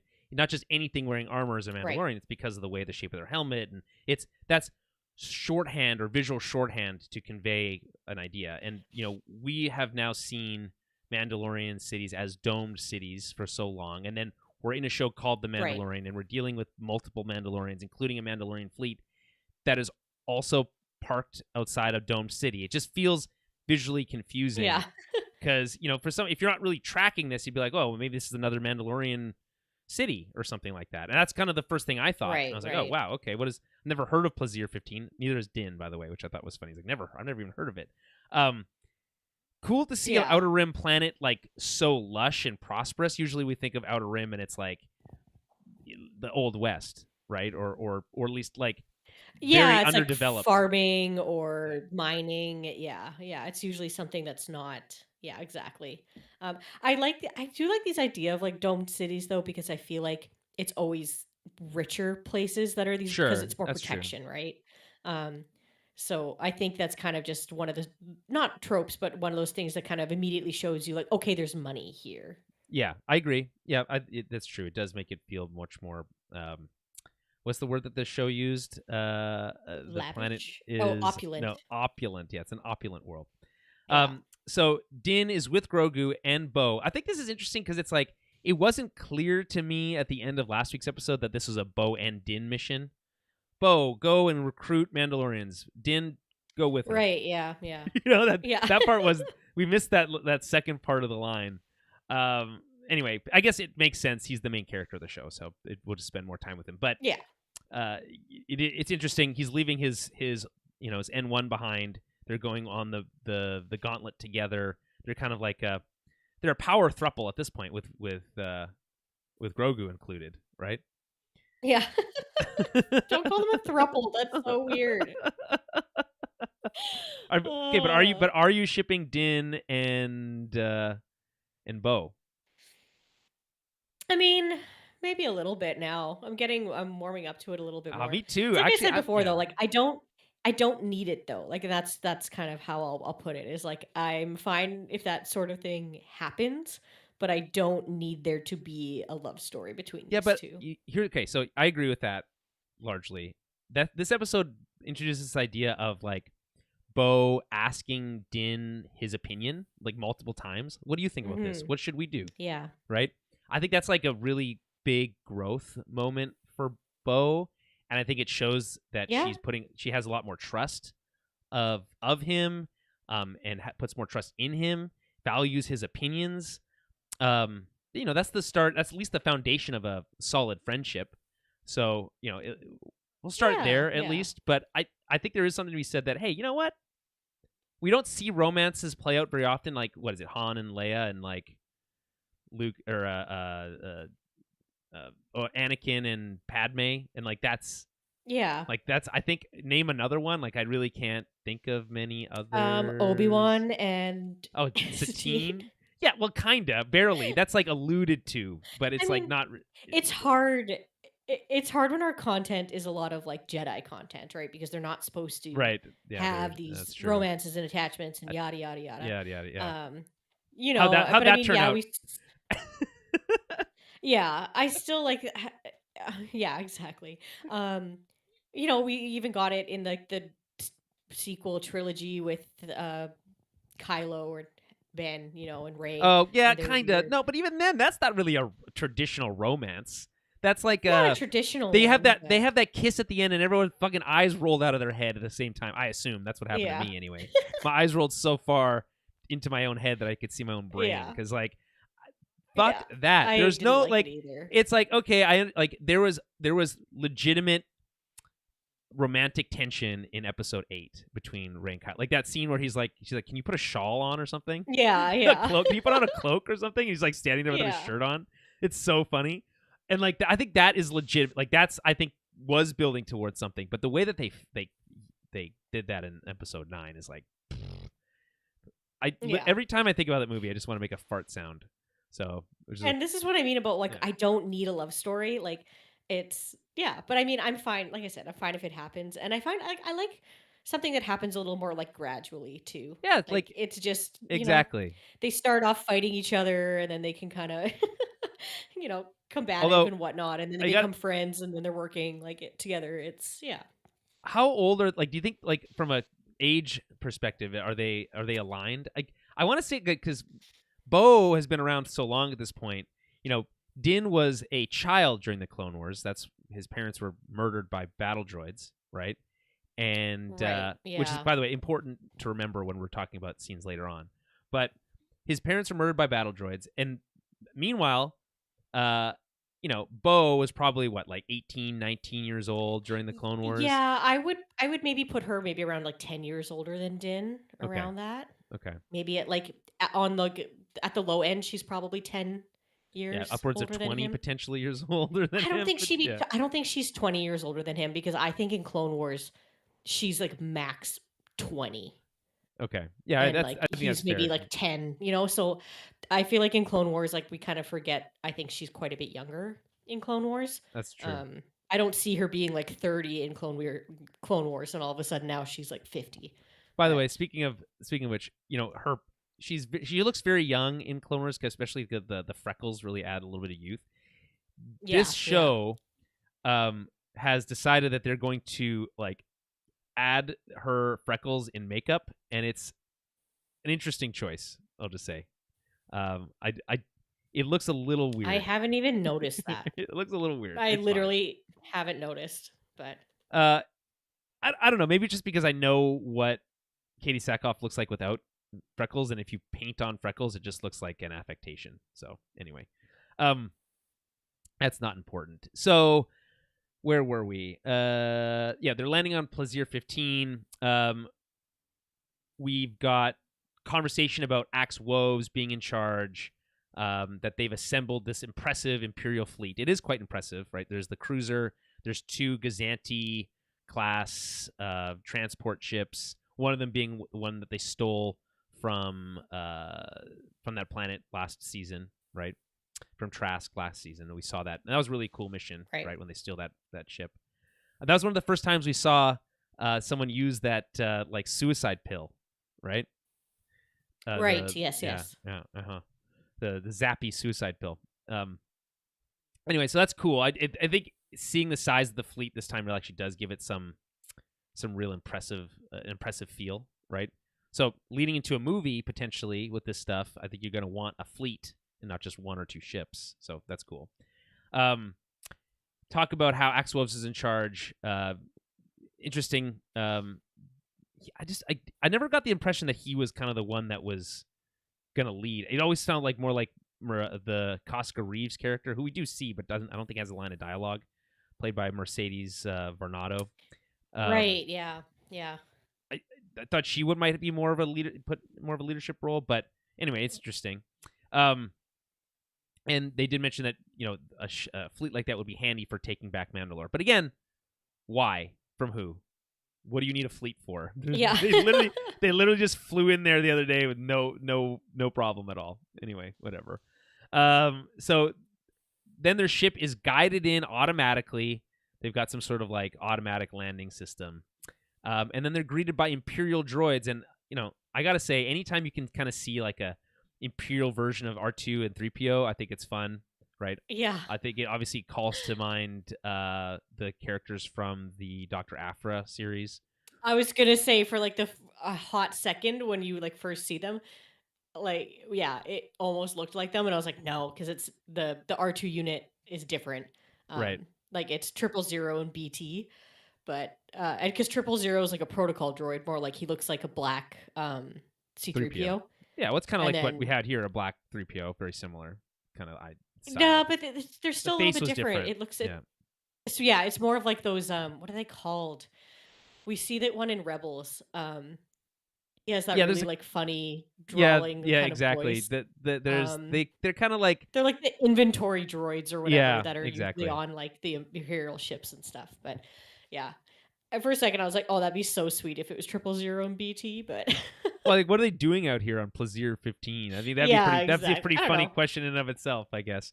they They've been wouldn't. reprogrammed. Those two specifically would never, because they just like murdering humans, so they could not. Yeah, be but in maybe this, they were like- reprogrammed like the rest of the Yeah, droids. I that's think true. the implication is that that all the droids here, ex-Imperial or ex-Separatist, Right. have been reprogrammed, Right. right?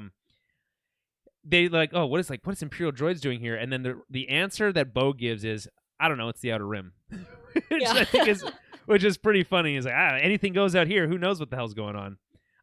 But it's interesting because that does set up the kind of this like early tension, which is like, ooh, what's happening here? Their ship is being guided Right. in automatically. They're being greeted by Imperial droids that knows who they are. What does that mean?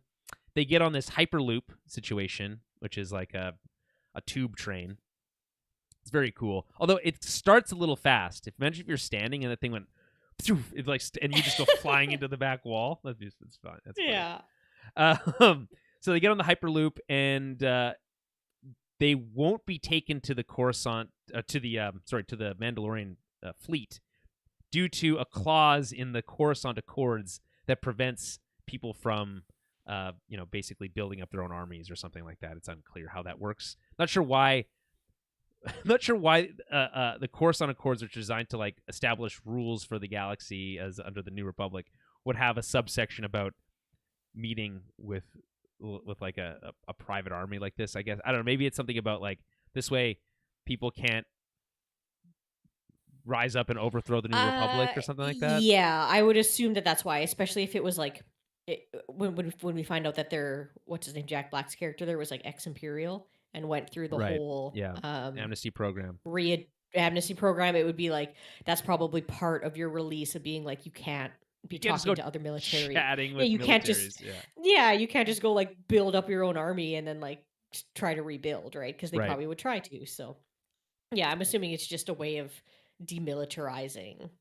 But why would the that galaxy in why would that general. apply to Din and Bo-Katan? That's why that's what's weird about it. But anyway, whatever. Yeah. It's just an excuse that it's because the script needed that to be there. So they have been requested to be seen by planetary leadership. So they're off to meet the leaders of the planet. Din is concerned. He's like, "Are we gonna have to blast our way out of here?"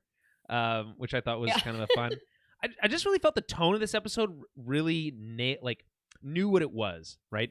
Like Din Right, is yeah. is particularly like quippy this episode. He's got a lot of like he's got jokes. Yeah. Everybody. So He does. He's got some good lines. he's got some good lines. You had me at Battle Droids is a Yeah. all-time classic, right? So, but like it's not pretending to be more serious than it is, and I think that's what really kind of makes this episode work for me because there's no clash. Right. There's no tonal clashes here. Well, kind of maybe at the end, I guess, where you kind of the whole feel of the show changes again. But for this opening sequence, between establishing this Romeo and Juliet in space thing with the Mandalorians, very cool. Then we get here, we get the Imperial droids. I don't know, it's the Outer Rim, and then quips. It's like, okay, I know what we're getting into here, and I think this is a major part of it, kind of establishing the tone. Then we get to this banquet scene, and the music changes. It becomes very like flute heavy, and which is probably Lizzo inspired, as far as I'm aware. Apparently, she likes the flute. Oh, for sure. So she plays an insane flute. I don't know. I just heard about it. I heard that she has a flute affinity, which explains why there might have been flute music here. So she's very, very good at the flute. Yeah. So anyway, this banquet's bright and colorful and whimsical, right? And I love Jack Black's character here is so funny. He's dressed in this like very outlandish, like he looks like a cartoon military general from like the Beatles, like Dr. Pepper or something like that. Or Captain Colonel something. I don't remember. I'm not a Beatles. Beatles is too old for me. I actually do like the Beatles. I take that back. That's not fair. Yellow Submarine and Dr. Pepper's Sergeant something. Oh my god. I don't know. Sergeant Pepper? Anyway, that's what he looks like. He looks like a character out of like a 70s cartoon. And he's putting on this boisterous affectation of voice, and it's like very fun. He's like, and he's singing, of course, because he's always singing, right? Yeah. But my favorite line here is, "I hope you like secretions." Yeah. So Uh, ridiculous. yeah. And he's like, "Let's address the bantha in the room," and Yeah, which love obviously, that. let's address the elephant in the room, which makes sense because the banthas were elephants dressed up originally. That's how they were done. We learn that he is a former Imperial who went through the amnesty program and then met Lizzo's character, the Duchess, and then they fell madly in love and get married, get elected as both democratic leaders and also royalty. So again, similar to how Naboo works, where the queen is elected, but also there's a senator, right? So, and sometimes those are the same thing, but not always. So it's very similar to that. Yeah, you get that pomp and circumstance of the royalty aspect, which is fun. Anyway, they helped rebuild the planet after the war, which was apparently particularly afflicted by the Empire during that time. Do you believe everything you're hearing here? Do you take all this at face value? Okay. Some of it seemed at first, I was like, is this gonna be one of those things where these two are sketchy. actually like a little fishy, or like, yeah, it's like a little too like, oh yeah, no, we have like a democracy now, and like he's totally changed, and he's been given Yeah, a second that's right. chance, like all that, and you're like, are Yeah. you just bullshitting? But I mean, we kind of find out later. Well, again, we're not 100% sure on how honest everybody is being in this episode, but because later we hear that like, oh, these people who live here like can't take care of themselves, like they're all Yeah. like if without droids, That's what I mean. I they think wouldn't know so it's like it's a little bit of like, okay, but like actually, or so I mean, but yeah, it could be, this could just be one of those fancy planets that they have all these old battle droids that they've just found a way to make them do all their work for them, and then they're right. just having a great time, and they're like, well, hey, now this isn't working for us because some of them are malfunctioning, so we need some help so we can get back to our fancy Right. lifestyle Well, without bullshit happening. I think that's what I was also kind of on the same page as you, which is like, I don't trust these people, and we're kind of being trained to not trust these ex-Imperials because of the whole scenario going on in Coruscant and what we saw there. But I think when you take a step back, you're like, this is basically like a paradise, right? It's a utopian paradise, right? Where machines do all the work and people are free. I think they said to engage in the arts and leisure activities, the arts, and engage with the democracy, right? Which, why, if that was the world you lived in, that's the planet. First of all, it's wild that that's going on this planet, but nowhere else. Even on Coruscant, where they're like, yeah, no, you got to go to work at this menial job where you have to just input data all day. Right. Why would you want to? why would you want to be involved with anything other than that? I would want to be completely unaffiliated with everyone. Everything's great here. Please never come to this planet. Leave me alone.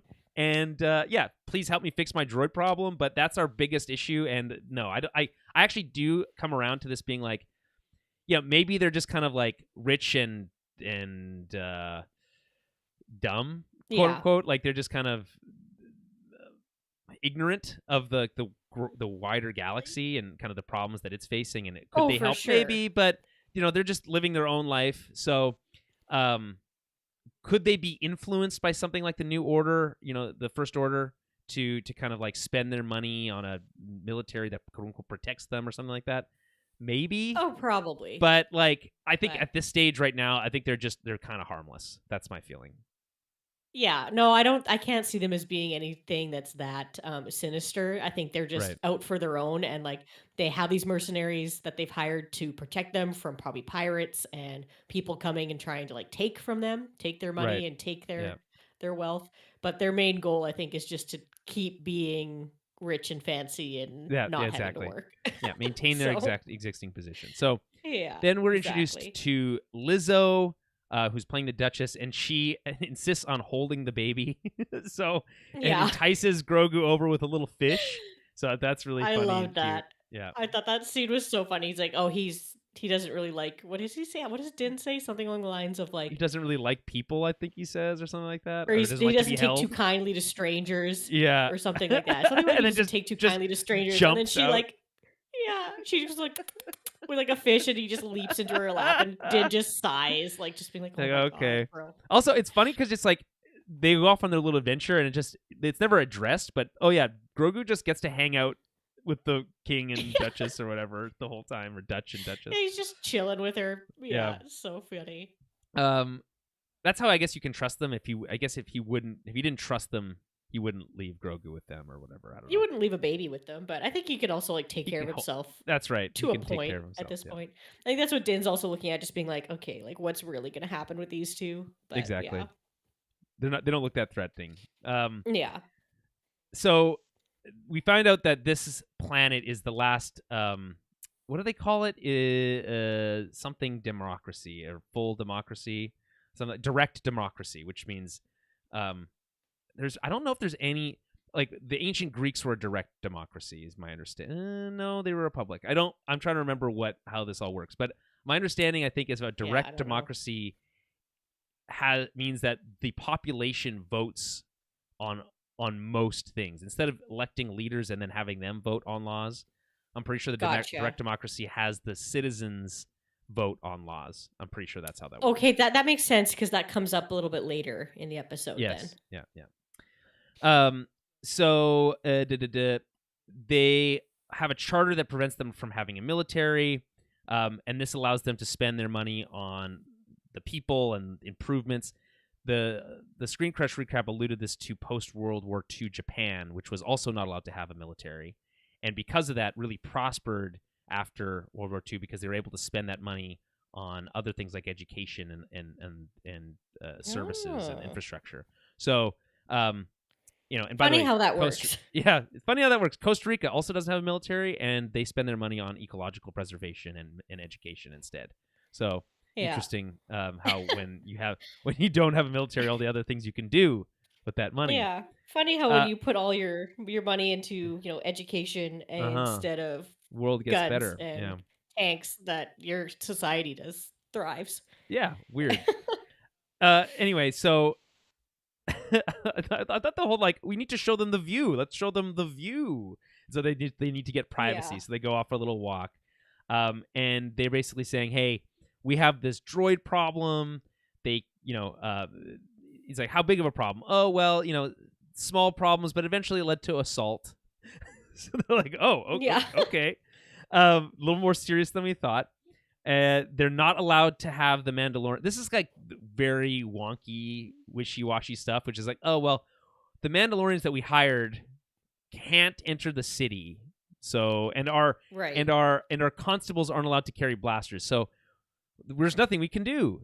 Can you, by the way, I do actually also really like the way that they refer to both Din as Din Djarin of Concordia and Princess. I think she calls her a princess. Yeah. I think she does. Princess Bo-Katan Kryze or Princess Kryze or whatever it is, or your Highness, or Yeah. all these kind of like, fluffy language around them. I thought that was fun. And helps. It reminds you of kind of that Duchess Satine and stuff like that. Also, by the way, obviously with her being a duchess and then her sister being a duchess, I think there's a direct line of connection there too. Anyway, so they're like, okay, so because we're an inclusive society and we respect your culture and your religion, which includes weapons, right? Which is a direct callback to, I think, season 1 of The Mandalorian, when he says weapons are a part of my religion, right? Right. And so because that we're so inclusive and allow people like yourselves to carry your weapons, maybe you can stop these attacks, these robot attacks from happening. Very similar to, by the way, iRobot in that way, but the Will Smith movie. But we won't. I haven't seen that movie in long enough, so it's anyway. That's fine. So I'm just thinking about the line readings here. Jack Black saying he's like, I personally oversaw the program. I oversaw it.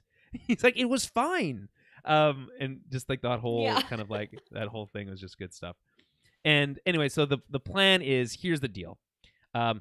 You stop these droid attacks. We will petition we will acknowledge Mandalore as an independent system and petition the New Republic to do so as well. Which Bo is like, well, I actually don't care about that anymore. But I think she's just playing a little bit of hardball, to be honest. And again, I love how she's like, well, I don't know. Din, what do you think? And they're like, well, you had me at battle droids. So Yeah. I think that's fun. And again, obviously the reason he's stoked to he's like, take any opportunity to mess with battle droids is because his parents are murdered by battle droids. I think it's, again, important to remember that. Yeah. What do you make of this this deal that they make here? Yeah, I mean, it was, I agree that it was kind of funny where it's like, okay, like the other Mandalorians can't help you because they're mercenaries, I guess, or because because of reasons. But oh yeah, I know you guys are already in the city though, and we let you keep your weapons. So like while you're here, you could just do this for us. Yeah, it's like a very kind of like whatever backwards way to have sure. them be able to do this mission. But and then their whole like thing like, oh, if you do this for us, we'll petition to the Republic to like, I don't know why they think they have pull. any like pull, you guys have, but maybe they do, maybe they don't. Maybe because they're the rich. The rich always have more pull, I right? guess. Yeah. So, but I mean, it's a fun way to kind of set up this whole, like, they've got this issue and, their main issue is we want the droids to be able to keep doing our work for us without killing us. So we need someone to come in here and fix this immediately. It's a very kind of funny problem. It's just kind of just like it's just like this, like, you need a reason to get this adventure going, and this is a good enough reason. Is what it comes down to. Before we move on, did like the set here. I love the different alien characters that they had in this, all sorts of different types. I love that there's like things flying around through the room and like floating and stuff. It's like, it just feels very opulent, again, being that the keyword of the day here. All right, so we go to a droid control center, and this is where we meet Christopher Lloyd for the first time. Christopher Lloyd is playing a character named, 1 second, Commissioner Hellgate. This guy's for sure a bad guy, right? That with a name like that, come on. Oh yeah. Yeah, and not exactly following the traditional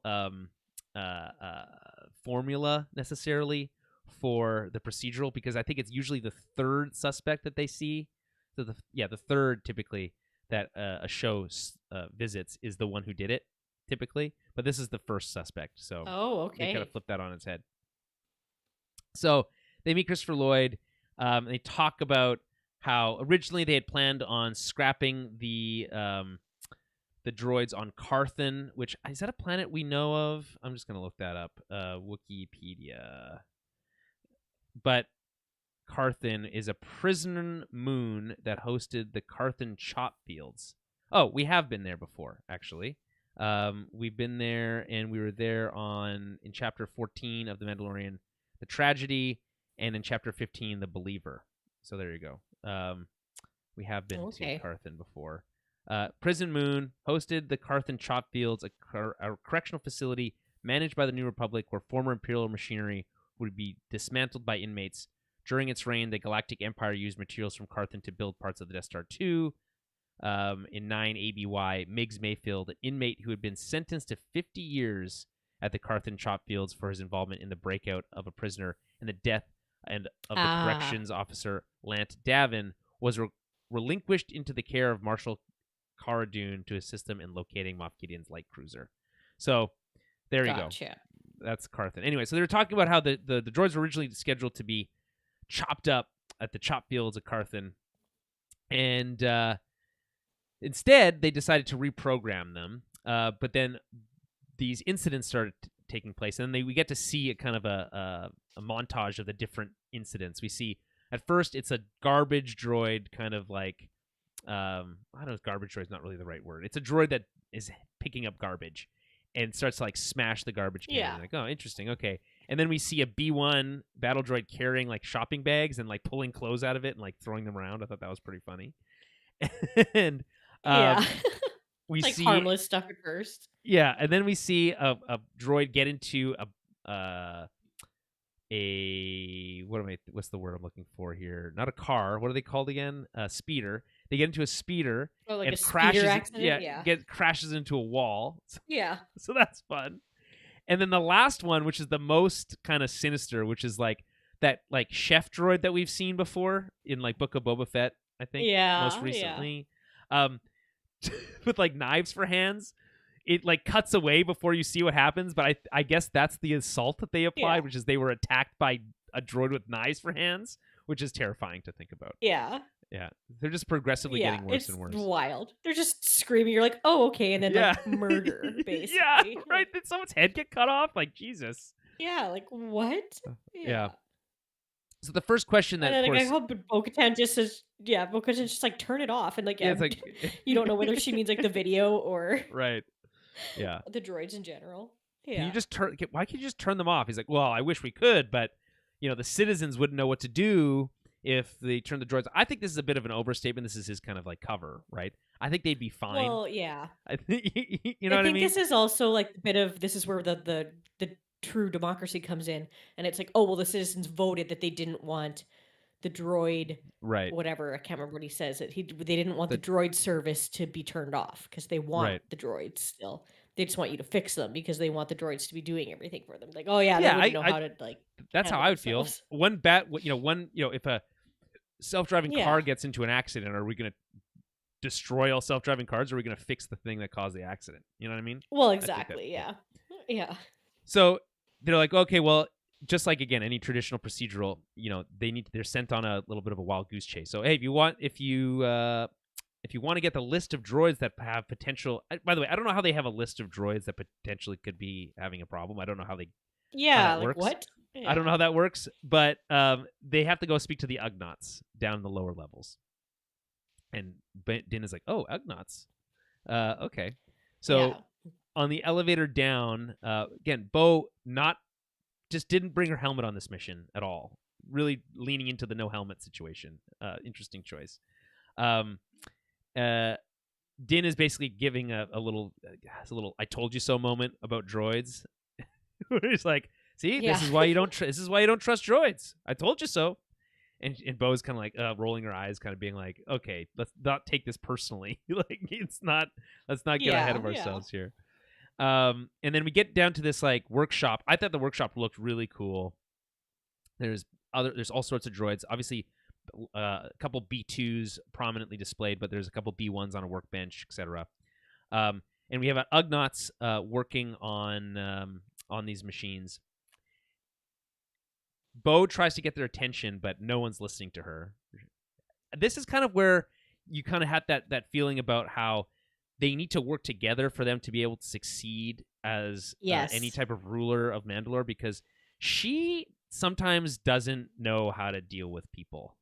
And right, yeah. And Din does. He's kind of like a man of the people kind of situation, right?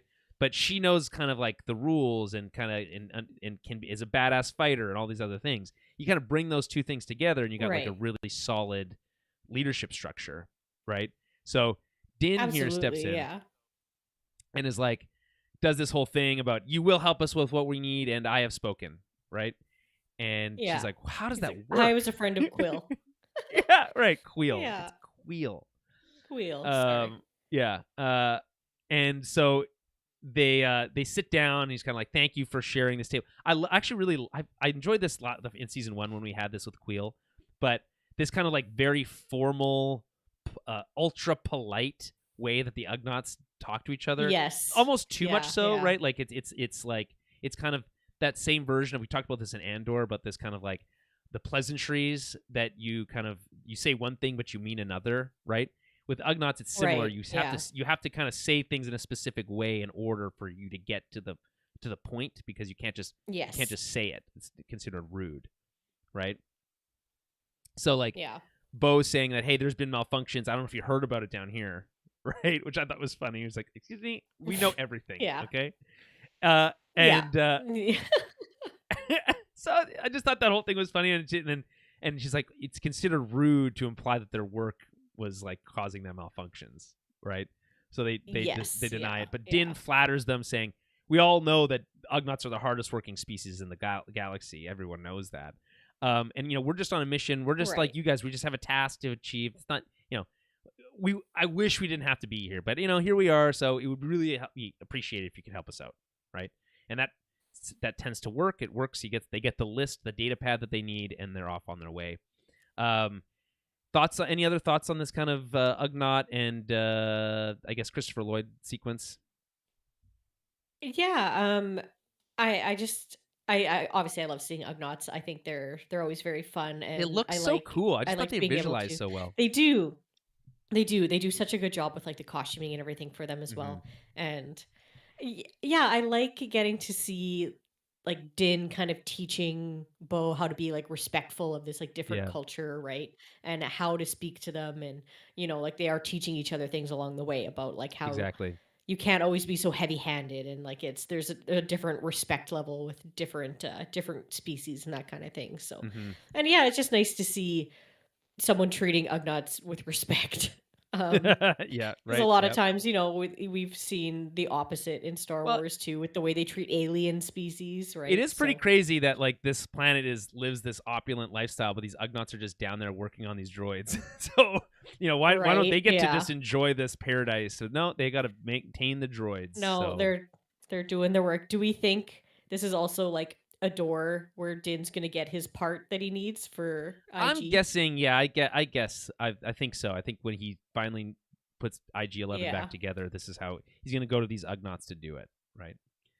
I would assume that maybe before they leave this planet, that maybe he'll go back down to the Ugnaughts and be like, "Oh, hey, like we I wouldn't fixed be the so sure. problem. I wouldn't be so sure, Or but we'll see. anyway, you got this part for me that I need." Right? Yeah. Well, he kind of abandoned the whole IG-11 search for his part pretty quickly after he got R4, right? So Yeah, yeah. yeah, I enjoyed these two sequences. I think again, following that procedural kind of format, I think this all really works. I didn't realize how well this would all fit into the Star Wars aesthetics, but it like totally works and kind of like seamlessly. It just falls right into it, and you're like, okay, I'm into this. Yeah, yeah. It explains why people love procedurals so much. It's just very interesting. You get a clear mission. You pick up these clues along the way. You got to piece it together alongside the characters. It's fun. So they're back on the Hyperloop, and Din kind of explains how he knew how to talk to Ugnaughts because he was, because of Queel. He doesn't mention Queel specifically, probably because he still hurts to think about him dying. But they're on their way Yeah. to the loading docks. That's where the next potential incident is likely to happen, and that's when we get there. And boy, oh boy, do we get some nostalgic B1 stuff here. So Yeah.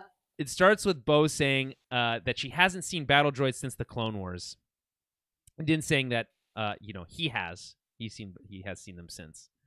I'm trying to think of, when does that happen? When does he see battle droids? Is he referencing his parents' murder? Probably not. Have we seen battle droids at any other point during I want to say we have. I just don't remember when specifically. Yeah, I don't know. I can't. Yeah, I can't think of it because I mean he keeps running into like early on and like that was part of his whole thing about hating droids, right? Right. Yeah. And we kept kind of seeing him have to run into them every once in a while. But yeah, no, I can't think off the top of my head about specifically battle droids though. Yeah. Anyway, so obviously call back to Clone Wars. That's fun. The saying words Clone Wars is always fun to hear. But then I love how I was like, okay, look around, see if you can see any droids that look suspicious. And he's like, they all look suspicious. Yeah. Which is fair because they're literally all battle droids. So yeah, that's not surprising. Yeah. And then we get B1, a nice conversational B1 too, voiced as always by Matthew Wood, who's voiced all the B1s. And he says that you've entered a restricted area, and that he's heard the reports of the different incidents happening. But he's like, oh, I haven't seen anything here, yada yada yada. And then Din starts messing with the B2s, starts kicking them in the legs, kicking them. So funny. Yeah, it's so the way he does it too. He's like, why? What's the problem? I thought they've been reprogrammed. Yeah, it shouldn't matter. Yeah, it shouldn't matter. Just and he's like, them. Yeah, he's like, I wouldn't do that. And he's like, that's as a precaution. Their base function is war, right? It's like all that dialogue from a B1 is funny to hear in live action. We never really got that much live action dialogue from the, just often like, oh, a Jedi, blast him, or stuff like that. Yeah. Just Roger, and blast him. Roger. Yeah, and blast him. Yeah. So, yeah, she add those to the soundboard. But I just thought that it's just super amusing to see. Obviously, the battle droids look great here, looking much better than they did in the original prequel. In the prequels, yeah. And I just thought that that's amusing. It's so we get one of the suspects, quote unquote, is a B1 battle droid. Then as Din is messing with the B2, he knocks one over, and this one he kicks this B2 into like fight or flight mode, I guess. Because it's weird, it doesn't fight him; it just runs away at first. So I thought that was odd. So yeah, the B2 super battle droid. Look out for the wrist rockets. That's the you'd always hear that from the clones in the Battlefront 2 when those were in the game. Anyway, there's a foot chase, and I love this. Is also a classic procedural element. This is when I was like, oh, I see what's happening here, even more so than I was before, because there's always a foot chase, and foot chases are exciting inherently. So we get to see this B2 sprinting, which is weird. It's odd. We talked about that already. It's just weird to see. So wild to see it running like that. Yeah. Yeah. And also, I think, I don't know for sure. Please correct me if I'm wrong, but I'm pretty sure that the design of the B2s in this episode is more in line with the B2 design from the Clone Wars than it is the B2 design that we saw in live action in Attack of the Clones. I think so, yeah. Yeah. Because there is slight differences. Yeah. Like I think the B2 from Attack of the Clones is a little thinner, not as like wide and boxy, and and like the head is a little bit different, and this is more similar. I think it's closer in line with the version that we had in Clone Wars, the animated version in Clone Wars, which is wider, a little bit more stylistic. But again, correct me if I'm wrong here. It's a little annoying because I actually think that the B2s in Attack of the Clones look pretty good, and this one doesn't look that good, in my opinion. And I think it might be down to that design choice decision. It just looks a little funky in real world, in like live action. Anyway, we get some really cool jetpack moves. Bo like uses her jetpack to like jump over like some barrels and like avoid a thing being thrown at her. I thought that was pretty cool. They run through the streets, so we get to see these like neon lit streets with people out there just hanging out at restaurants and stuff. The B2 starts throwing stuff at them. We get a shot of the speeder bikes, which look a lot like the speeder bikes from Book of Boba Fett, like those like bright colored ones, but these ones are painted white and black, which it makes them look much more appealing, in my opinion. Yeah, a little less stupid. Yeah, a little less stupid looking. Less chrome.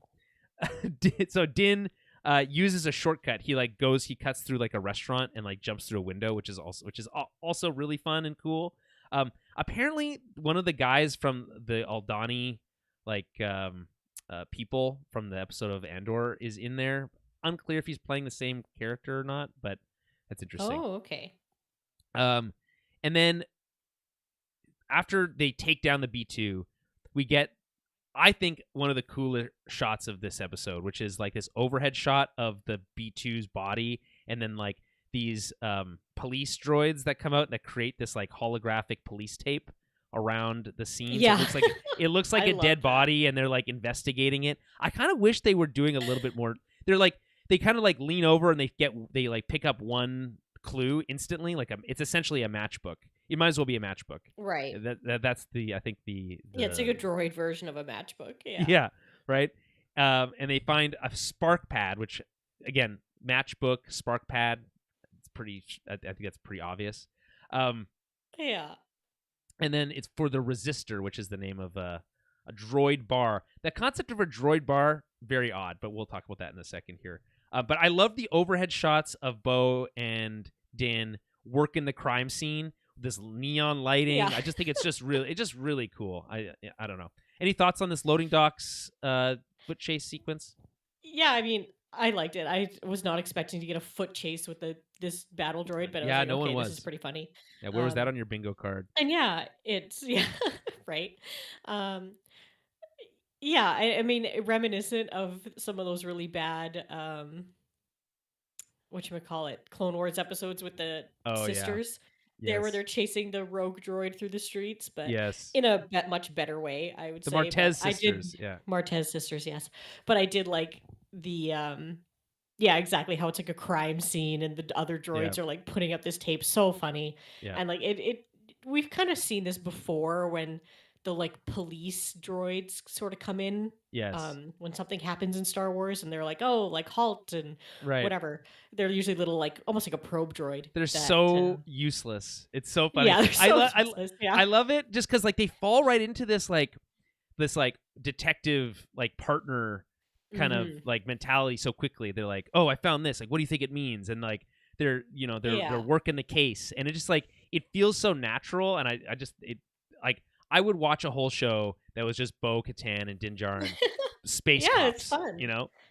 It was really fun. Yeah, it's kind of like a little bit back to his like bounty hunting days too. Yeah, totally. I mean, like obviously he has this kind of like training on how to follow clues and find things, right? So they go to the droid bar. The resistor, obviously the resistor being kind of like a plan where it's like the resistance potentially, but also resistor is a part that's used in circuitry. right. So right. they get to the droid bar, and on the way there, Bo is like, let me do the talking. Classic good cop, bad cop kind of situation kind of plays out in a moment here. But I love how she's like, let me do the talking. I'm in a rush to get back to the fleet, and you're being a little heavy-handed, right. Yeah, you can't just walk in and start kicking droids again. Like... Yeah, exactly. We need to, we play, be cool. So like enter the droid bar, and we get like these droids who are vibing to like electronic music, and which makes me think of Grandma's Boy, and it's like, I just don't like techno. It's like, what do you have, robot ears? Anyway, so that movie's so funny. Anyway, so they're that's a deep reference for me. I was like, I think I maybe saw that movie once. Oh, it's funny. A million years ago. It's very good. I recommend going and watching it again. So that's where you get the concept of his room. He calls his parents his roommates. Right. Yeah. Oh my god. Yeah. Anyway, so there's tons of like different droids and Easter eggs in here. My favorite one, by the way, being when they talk about how there's some droids who date back to the Old Republic, and we see this like really funky looking droid that looks like an old microphone on a stick. I thought that one was really cool. Anyway, so they're vibing to this music, and they're drinking out of these like canister things, or they're like hooked up to them by tubes. And then as soon as they enter, all the music turns off and everyone stares at them, which I loved that whole thing too. Just fun. And then they speak to the bartender about the spark pad, and he's like, listen, we got this off a malfunctioning droid. We want to talk to you. There's a string of malfunctions that all point back to this oil can, right? This oil can, by the way, being a great name for a droid bar. Love that. I kind of want to. I want to open a bar called the Oil Can now. So Din goes instantly bad cop, right? He's like, listen, I'll tear out your memory circuits and dissect it back at the lab if I have to. And tells nobody to leave, right? Because people try to like walk out the door. And Yeah. so like Bo has to be like, well, okay, hold on, excuse my friend here. So they have the little conversation. He's like, you can't reason with droids. And Bo's like, what do you mean? That's literally all you can do with them. So I think that's a great point, actually. And this whole sequence Oh yeah. brings up all this interesting things because during that conversation, the bartender says, like, listen, I want to help. They're worried that they're going to be replaced by humans and that they still have a lot to contribute. And the biggest, the coolest line here, but really asks a lot of questions, which is, human life is so short. They don't ask that much of us. They created us. It's the least we can do, right? And it's a really like wholesome sentiment, but like a little like it only works because they're droids. I mean, if they were like, it just feels very weird to hear like this group, in this case it's droids, who are being exploited, basically saying, we don't mind. We're actually good with it. It's a weird sense of it because, again, it implies that these droids have this sense of empathy and an understanding of their larger place in the world, which raises the cold question of like the whole Solo thing, right? Right. And it's like droid rights and like, what the hell does that mean? And I don't know. I feel like they're dancing around it at this point, but I feel like they're getting closer to kind of like directly addressing this concept of droid rights at some point. In Star Wars. Absolutely. It's like they're trying to like lay down at least some, I don't know, some ideas of like, but they like it. They're cool with it. Like, you know what I mean? Yeah. It's like they're trying to lay that groundwork of like, yeah, the droids have thought about it and they're like, we're chill with like, they made us and we don't mind doing stuff for them. So remember when those R2 units, concept. those astromech units helped save Rex and Ahsoka in the final episode of Clone Wars? Yeah. Anyway, any other thoughts on this kind of like this surprising concept? For lack of a better word? It's to me it's just funny how like willing everybody is to just help them. Like, it's not that it's an easy mission. They have to do a lot of like kind of running around, but it's just funny to see them like they go to the Ugnaughts and Din is able to like deal with them better, and then they go to the droid bar and like Bo-Katan has a little bit of a better way of dealing with like the droids, right? So it is kind of funny to watch these different groups so easily be okay with like helping them right away. Right. But yeah, you're right. It is kind of funny that they're sort of dancing around this like subject of droid rights and how the droids feel about their part in the world as a whole. Anyway, so they go to a back room and they talk about how they don't have a selection of drinks at a droid bar. They just get one thing, and it's this thing called nepenthe. And nepenthe, it's interesting that they use that word. Nepenthe is a word from our language. It's, I think, from ancient Greece. It's a fictional concept. Is a fictional medicine for sorrow, a drug of forgetfulness in ancient Greek literature and Greek mythology. A potion used by the ancients to induce forgetfulness of pain or sorrow, something capable of causing oblivion of grief or suffering. It's basically this. It's like you've ever seen Arrested Development? It's those forget-me-not pills. It's essentially the forget-me-nots, roofies. Roofies. Yeah. It's basically roofies. Yeah, forget-me-nows. Yeah. Those are that's so funny. It's just eat it. He like stuffs it in his face. Yeah. Anyway, I just think it's an interesting choice to use that term here. I think it's kind of cool though, which just means it's like essentially it's lubricant, so it's like it is an oil, but also it contains what do they say it contains? It contains a string of it's not right. Program refreshing subparticles, which sounds like gobbledygook. Tech they call it in Star Trek, but it's this concept of like it's these little, we find out later, nano machines that like maintain or patch, quote unquote, droids programming so they don't malfunction Yes. over time, right? Yes. Yeah. But if you think about it, maybe it's like this is what helps them come to terms with this whole like servitude thing. It's this Nepenthe Yeah. stuff. Yeah. Could be. Yeah. Right? Anyway, so they search their database or whatever, and like, oh, okay, all the droids that have been malfunctioning have been served from the same batch of Nepenthe. So they go to an autopsy room, which is also a classic like crime drama situation. It's like, first of all, they were only at that bar for like 5 minutes, and now they're at this autopsy room, and that droid that they were just chasing is already in cold storage. And also, is the droid dead? Like, is it not repairable? Anyway, it doesn't matter. They're investigating this droid. We've got another, I think this is technically another cameo appearance. The character who's playing like the technician here. I'm trying to see if I can find it. I think she's a comedian, is my understanding. I can't. Okay. She did look familiar, but I wasn't Jen Kober, too sure. who plays. She doesn't have a name. Okay. She's just called Lab Tech. She's been in Hacks, which is a good show I've heard. The Purge, and other stuff. But I think I'm understanding she's largely a comedian.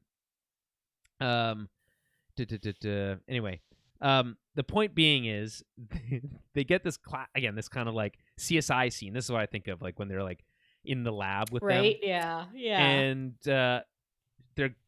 we get this kind of white version or good version of the interrogation droid making that wow wow wow wow wow sound.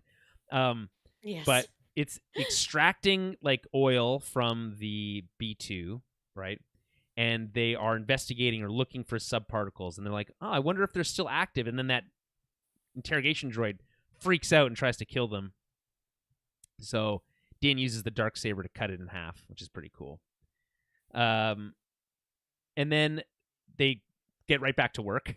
They look more closely at the subparticles, which turn out to be nanodroids, which are a concept of actually, I think we've seen in the Clone Wars before, but I don't remember exactly when. Yes. Do you recall? There's a whole thing about.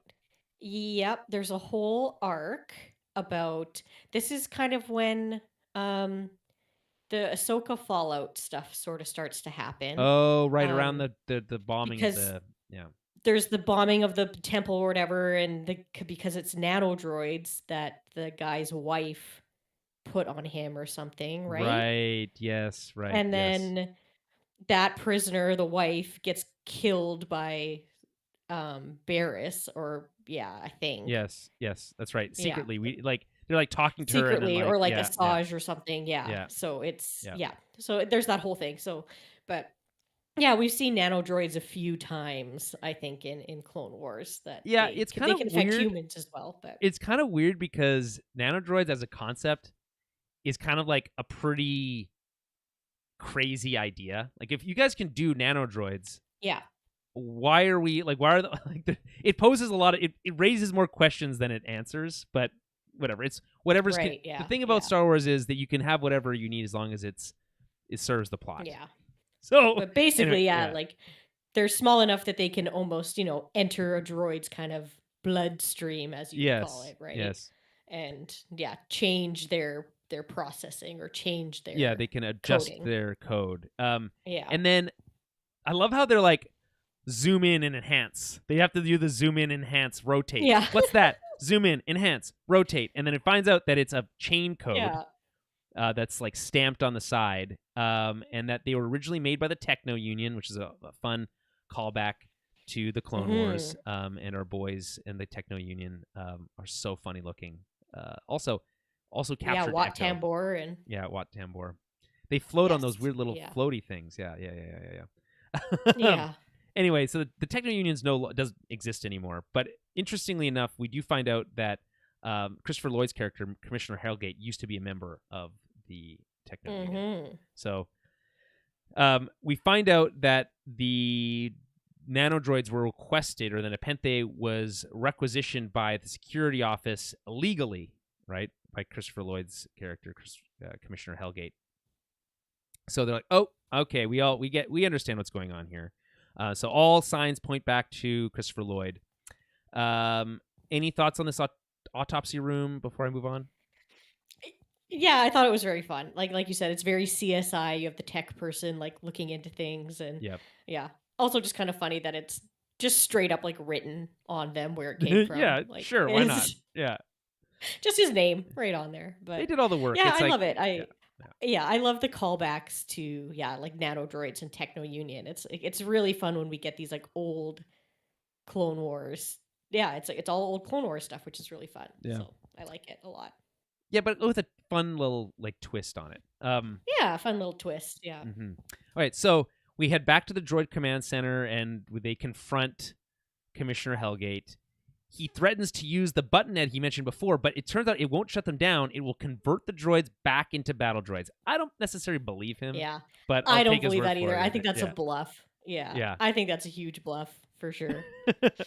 But he Yeah. won't stand down. I like the huge right? rant he goes on too. It's Oh, me great. too. It's like, Yeah. okay, listen, we keep politics out of this podcast as much as possible, but I think the whole concept of what Christopher Lloyd's doing here is like designed to sound like conspiracy theorists, extremists. Oh Like- yeah, like absolutely. people who Yeah. watch Fox News. That's honestly what I think. He's like Count Dooku was a visionary, A right? visionary, Cut down yeah. by the Jedi Enforcer. I think he was gonna say Yoda before he's shot or stunned by Yeah. Bo-Katan. And I was but- just waiting for that too, because he's going on this huge rant, and it's like you just know the Mandalorians Yeah. are just gonna like Yeah, shoot no. him, zap him, like just be like, okay, Right. old crazy man. But, Yeah, exactly. yeah. He's and like, he's just oh, still clinging on to being a separatist, like years and years later, Right. kind of. Yeah. Well, I mean, it's so funny. He's why- like, at oh, and this he calls point- it a pejorative term. Like, Yeah. so funny. I mean, at this point, I don't really understand. Like, so he just feels like the country or the planet in this case, but the country being the kind of clear analog that he's talking about, has gone soft, and that that this isn't Yes. kind of this isn't the world that he knew. But really, like, this is the closest thing. He's like, I support democracy and yada yada yada, Right. and I didn't trust the corrupt republic, or the empire, yada yada yada. But they're in a literal direct democracy, but he doesn't like how it's going, so he's going to sabotage the whole thing. I think his motivations are a little bit weak, to be honest, but it doesn't really matter. Right. And in fact, Oh, it gets yeah. even weirder and kind of lamer when he goes back and he's like confronts the Duchess, and he's like, I'm disappointed in you. He's like, oh, I'm sorry I disappointed you. It's like, really? That's Yeah. how, okay, all right, interesting. Maybe you how can that- forgive me one day. Like, yeah, all right. That's it's soft on Yeah. crime. Obviously, this planet is. Although they Right? they Yeah. do send him to exile on a moon. Classic. Din could Yes. appreciate that. classic. I Classic love. Star Wars movie. I just classic Star Wars is exile to a moon. Yeah. Yeah, exactly. Yeah. I love I love this whole thing. I just thought the whole thing was funny. I love the line reading from Bo. She's like, politics, am I right? Basically, after she Yeah. shoots him. Which I think, again, this is kind of direct. The show is speaking directly to the audience, which is like, we know we don't like politics in the show, but like, hey, I actually do like when they talk about space politics, so take that for what you will. Yeah. Then we fun get- sometimes. We go back to the banquet, and Grogu is helping the Duchess cheat at space croquet. And I just thought it's just So so funny. it's so amusing. He's like, oh, a triple! I've never seen such a streak or whatever. It's like just the way that Yeah. Jack Black is going about it is good. And then Shit. they're like, why do you have our security commissioner? He's like, oh, we tracked the problem down. Turns out it was this guy all along. And Jack Black, despicable. And then we get a line that we've heard before, this time by Christopher Lloyd. Last time we heard it was by the assassin. What's his name? The blue-faced assassin. What's his name again? From Book of Boba Fett. Blue-faced assassin. He's blue. Oh, Cad Bane. Cad Bane, thank you. He says, isn't that the quackta calling the stifling slimy? Christopher Lloyd. Yeah. It's the pot calling the kettle black here, which is interesting. This is kind of what gives me that one last little bit of like concern that maybe there's more to what's going on this planet than what we see here, because Yeah. he's basically right? saying, oh, it's Yeah. like, it's rich from you, ex-Imperial, to call me despicable for my actions or whatever. There's more to Yeah. it. Anyway, take that for what it is. I don't know. Maybe it's nothing. He talks about how the planet is unrecognizable since he took over, but the Duchess steps in and says, "Hey, you served my family for a long time, and I love this guy. So I'm sorry. I'm sorry to hear this happen. You really disappointed me. You're going to be sent to this moon." And Christopher Lloyd takes it super well. He's like, "Oh, shoot, you guys got me. I'm sorry I disappointed you. Maybe I'll be able to earn your respect one day." And that's the last we see of him. Anyway, it's kind of like a very quick right? resolution to this whole thing. Yeah. Yeah. And then Bo and Din are presented with the key to Plaisir by one of those rabbit droids, which is fun. And then this Grogu is then knighted. She knights Grogu Yeah. into the Ancient Order of Independent Regencies, which independent regencies. I guess so. That means like planets that are independent and ruled by some sort of monarchy is, I guess, the concept. But they're also aligned in some way, maybe unofficially. I don't know. Yeah, I have It's no confusing. idea. That's confusing. Anyway, It's just funny. Yeah. he's knighted. We get to hear the same music that played when Luke picked him up last season, so that's interesting. And again, I have to mention, I think that the repurposed stormtrooper armor here with like the almost I don't know how to describe it, kind of like King Arthur-esque knight paraphernalia that they've got going on top of it is like very cool. I just think it's like interesting. That's also cool world building and just looks really badass. So anyway, Grogu is knighted. I don't know if that means anything, but that's, I guess, fun. I don't know. That's just like a weird moment. I guess, I don't know. Maybe it's just Lizzo wanted to knight Grogu and then they used that opportunity. I don't know. Probably. Sure. Sure. Okay. Now the episode takes a bit of a turn as we head back towards the fleet. Any final thoughts on this kind of part of the episode here? I mean, not really. Yeah, it's a quick resolution. I like it. I like that they're bringing in, a little bit of that. We still have these rogue kind of separatists around too. It's not just like Imperials. It's like we can go all the way back, right? So yeah, there's a couple kind of a fun Republic and Old Republic, Clone Wars and so Old it's like Republic there's still some stuff. Yeah. kooky guys hanging around, so it makes for fun little episodes. I don't know. Like I just loved hanging out with Jack Black, Christopher Lloyd, and Lizzo, and our stars of our show and everything. I just thought it was a fun time. Okay, so then the episode takes a bit of a tonal shift here. So we're back on the Hyperloop, and they're on their way to see the Mandalorians, and Bo is getting a bit of a pep talk from Din. She's like, "Listen, you were their leader. They're gonna respect you. Don't worry about it." She's not so convinced, right? And she's like, "Okay, so then what's your plan?" I'll figure out when I get there. Okay, sure. Then they get to the fleet, and they're just chilling in a field, basically, LARPing out there, hanging out. I'm just imagining, like, because it looks like it was filmed actually outside, which is actually a nice change. The first time they filmed actually outside was the introduction of Boba Fett in season 2. I thought it looked weird. Like they hadn't really nailed like the aesthetic of outdoor filming, but I thought this looked really good. And so they're outside in this field, and they're just drinking coffee or whatever. They're literally just hanging out, just relaxing. And Bo and Din arrive, and they confront Axe Woves. And he's like, "Well, have you come to join the mercenaries? This isn't your fleet anymore. I'm in command, and I've grown quite fond of it." Right? Okay. This conflict was bound to happen, so Bo challenges him. Starts off with a wrist rocket. Then there's this cool like jetpack kick move that Bo-Katan uses. It's really badass. Then they pull out some vibroblades. There's some really cool music during this whole sequence. It's kind of this like beat 'em up brawl. Like there's not a lot of like skill happening here in parts of it. They're just like beating the shit out of each other. At first you think that Bo's got the upper hand, but then he escapes with this like cool jetpack move to put them onto the wing. And then I swear Bo basically kills the man by like grabbing him by the neck with her grappling hook thing and like pulling him off the top of that. I'm like, there's no way that wouldn't cause serious damage. But anyway, that actually, it's really cool looking. Anyway, eventually causes the fight to end. And she's like, "Do you yield?" He does. But he says, "You'll never be the true leader of our people. You won't even take the blade from this wacko over here. He's the one you should be challenging." But Bo says, "Hey, listen, I don't want any more infighting, right? We've shed enough blood amongst ourselves.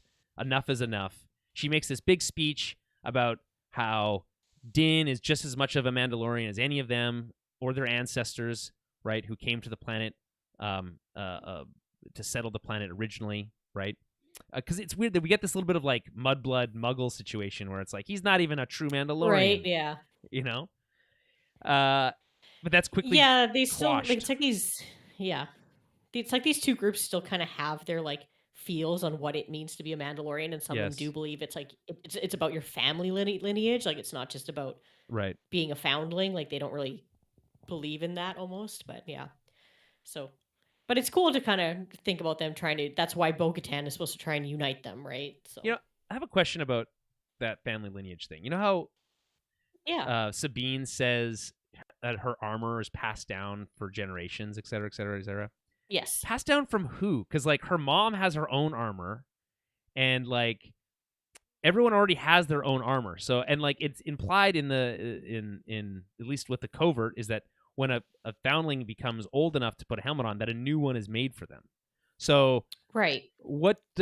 How does that work? I think it's the Beskar itself. Like, okay, if someone in your like it gets melted down, you know what I mean? Like, so it's kind of like how Grogu got his stuff made. It's your great grandfather's armor. He isn't needed anymore.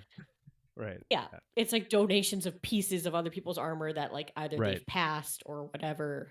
But I believe like especially in those bigger families, like the more noble families, there are probably pieces of armor that get actually passed down from person to person when someone dies of battle or old age or whatever it is. So I would assume they have bits and pieces that get passed down and some that get melted and repurposed. But right.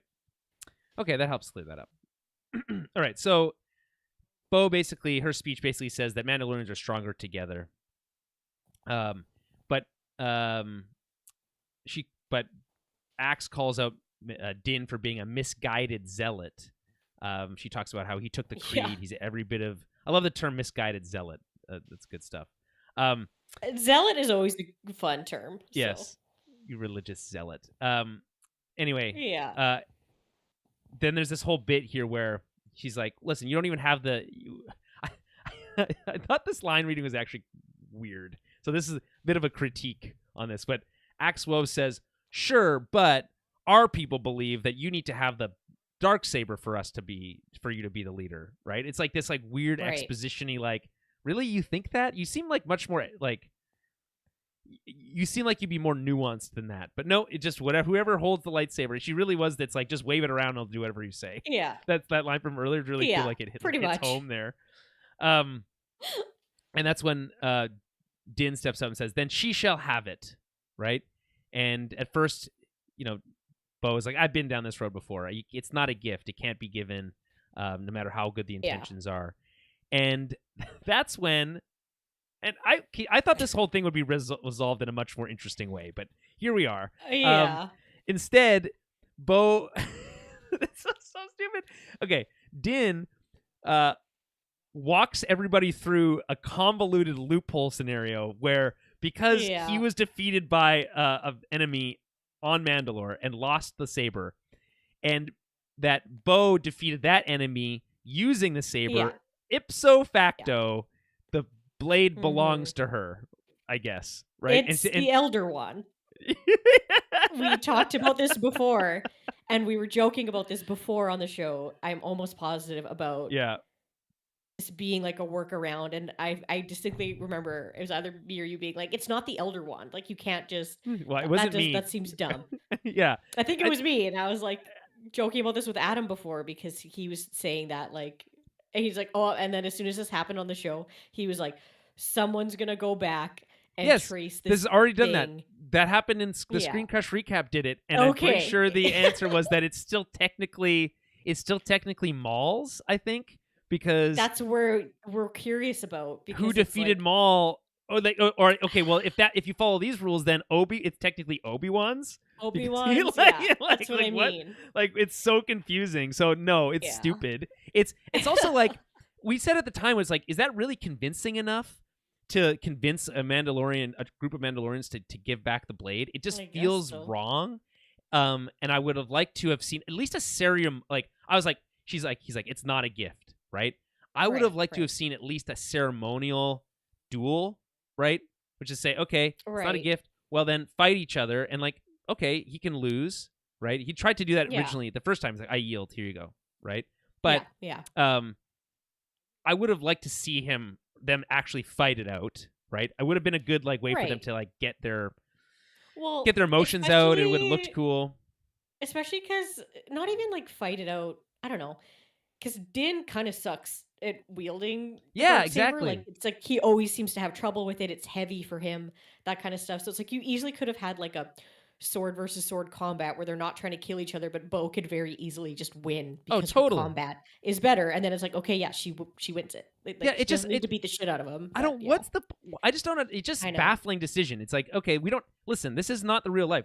Someone wrote this script. You could have just said, then Din challenges Bo, right, or other way around, and then they fight, and then that's what earns the respect. This is a warrior culture. This bullshit loophole scenario is stupid. I'm sorry. It's dumb. It doesn't make sense, and it's way too convoluted, right? And I love how it's like, would this blade not belong to her? And then it's like, Axe Woves thinks about it for a while. And he's like, let me think about it.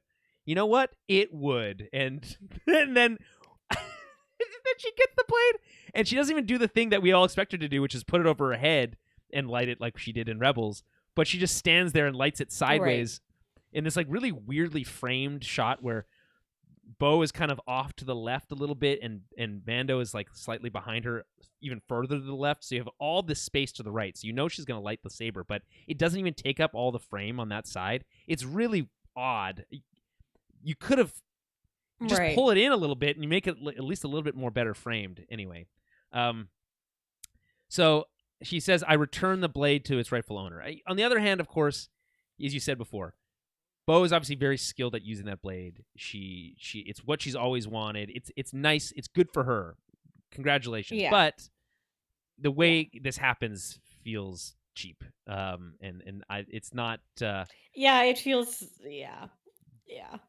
That is kind of the thing where you're like, okay, so it's Harry Potter. It's the Elder Wand. It's just, I don't know. But I mean, the whole thing about this blade is convoluted in general about how it works, but it does seem to work for Bo better than it does for Din. She knows how to wield it better, and I think she's a very good fighter, so I'm more excited to see her with it now because I think she can do a lot more with it than Din can. Sure. And Din doesn't really need it. So I'm telling you, it's like whatever. Better together, right? That's the message here, right? Din and Bo are better together. They make better leaders as a pair, and under that stronger leadership between the two of them. And of course the armorer, I suppose, they'll be able to, I think, earn the respect of these Mandalorians over time. But to be honest, it is pretty dumb. Like I just wish they hadn't gone this way. Just have it be a fight instead. I know. I just don't get it. Me too. All right, whatever. So anyway, that's the credit. They cut to credits there. 2 episodes left this season. Final thoughts? I mean, I'm not too sure where we're going from this now, right? Like, does Bo-Katan bring this group of Mandalorians, back to the coven kind of thing, I guess, and try and unite them? And it's not a group of witches. Sorry, coven. That's what I meant. Yeah, that's fine. And then kind of try and, because, she's got the Darksaber now, so we're supposed to follow her and kind of do what she wants. So, I mean, we'll see. And then, I guess I'm hoping we get some Gideon stuff in the next 2 episodes. So, yeah, I mean, it seems like we're leading up to that. That's gotta be where we go. Like, I don't know. Again, we're taking the Mandalore back from who? Maybe they'll answer that question next episode. maybe that's where Gideon is posted up. Who knows? I mean, I would be surprised. This is kind of an indictment on the show's direction, which is not direction as in Bryce Dallas Howard, who does a fine job here, but plot direction, which is to say that it's confusing and we're not entirely sure what's going on. So, anyway, it's certainly whatever that happens in the last 2 episodes, I think it'll lead into Ahsoka in some way. So maybe it'll be a Thrawn connection in some way as well. And then potentially, I guess, depending on how quickly they're able to make this movie, I wonder if there'll be another season of Mandalorian, or they'll just the next time we see these characters will be on the big screen. So maybe they'll maybe looking to set up a movie. I did read somewhere on Twitter someone saying, now that this announcement comes, it kind of makes it make more sense that what they're really doing here is setting up a movie, not so much continuing a series, which maybe through that lens I could see that. Right. But yeah, interesting anyway. Okay. Anyway, I largely enjoyed this episode. The season as a whole continues to have some of the same problems it's had, so that's I don't think that's going anywhere. But impressively, we've almost recorded for 3 hours, so apologies for that. Yeah. That wasn't well, there's intended. a lot of news content to go Yeah, through, I mean, we spent like a full hour talking about that stuff too. But pretty much, yeah, exactly. We are going to be back for the next 2 weeks, or at least I will be for sure, and covering the finale of this season of The Mandalorian. Then we'll be taking a short break, as mentioned before. And depending on, I'm sure actually by the time next week comes around and after Celebration is all done, there might be more news to talk about. I think there was a leaked trailer for the Skeleton Crew, for instance. So they might release that officially, and we'll be able to see that. Yeah. That'd be interesting. But anyway, I'm sure we'll see some more stuff by the weekend. Being done. Yeah. So anyway, keep an eye on that. Keep it on our Twitter feed at Tower Babblecast, Facebook.com/Tower Babblecast, and head over to our website, towerbabble.ca, to find everything that we do. And we will be back next week with more Mandalorian. Until then, may the Force be with you.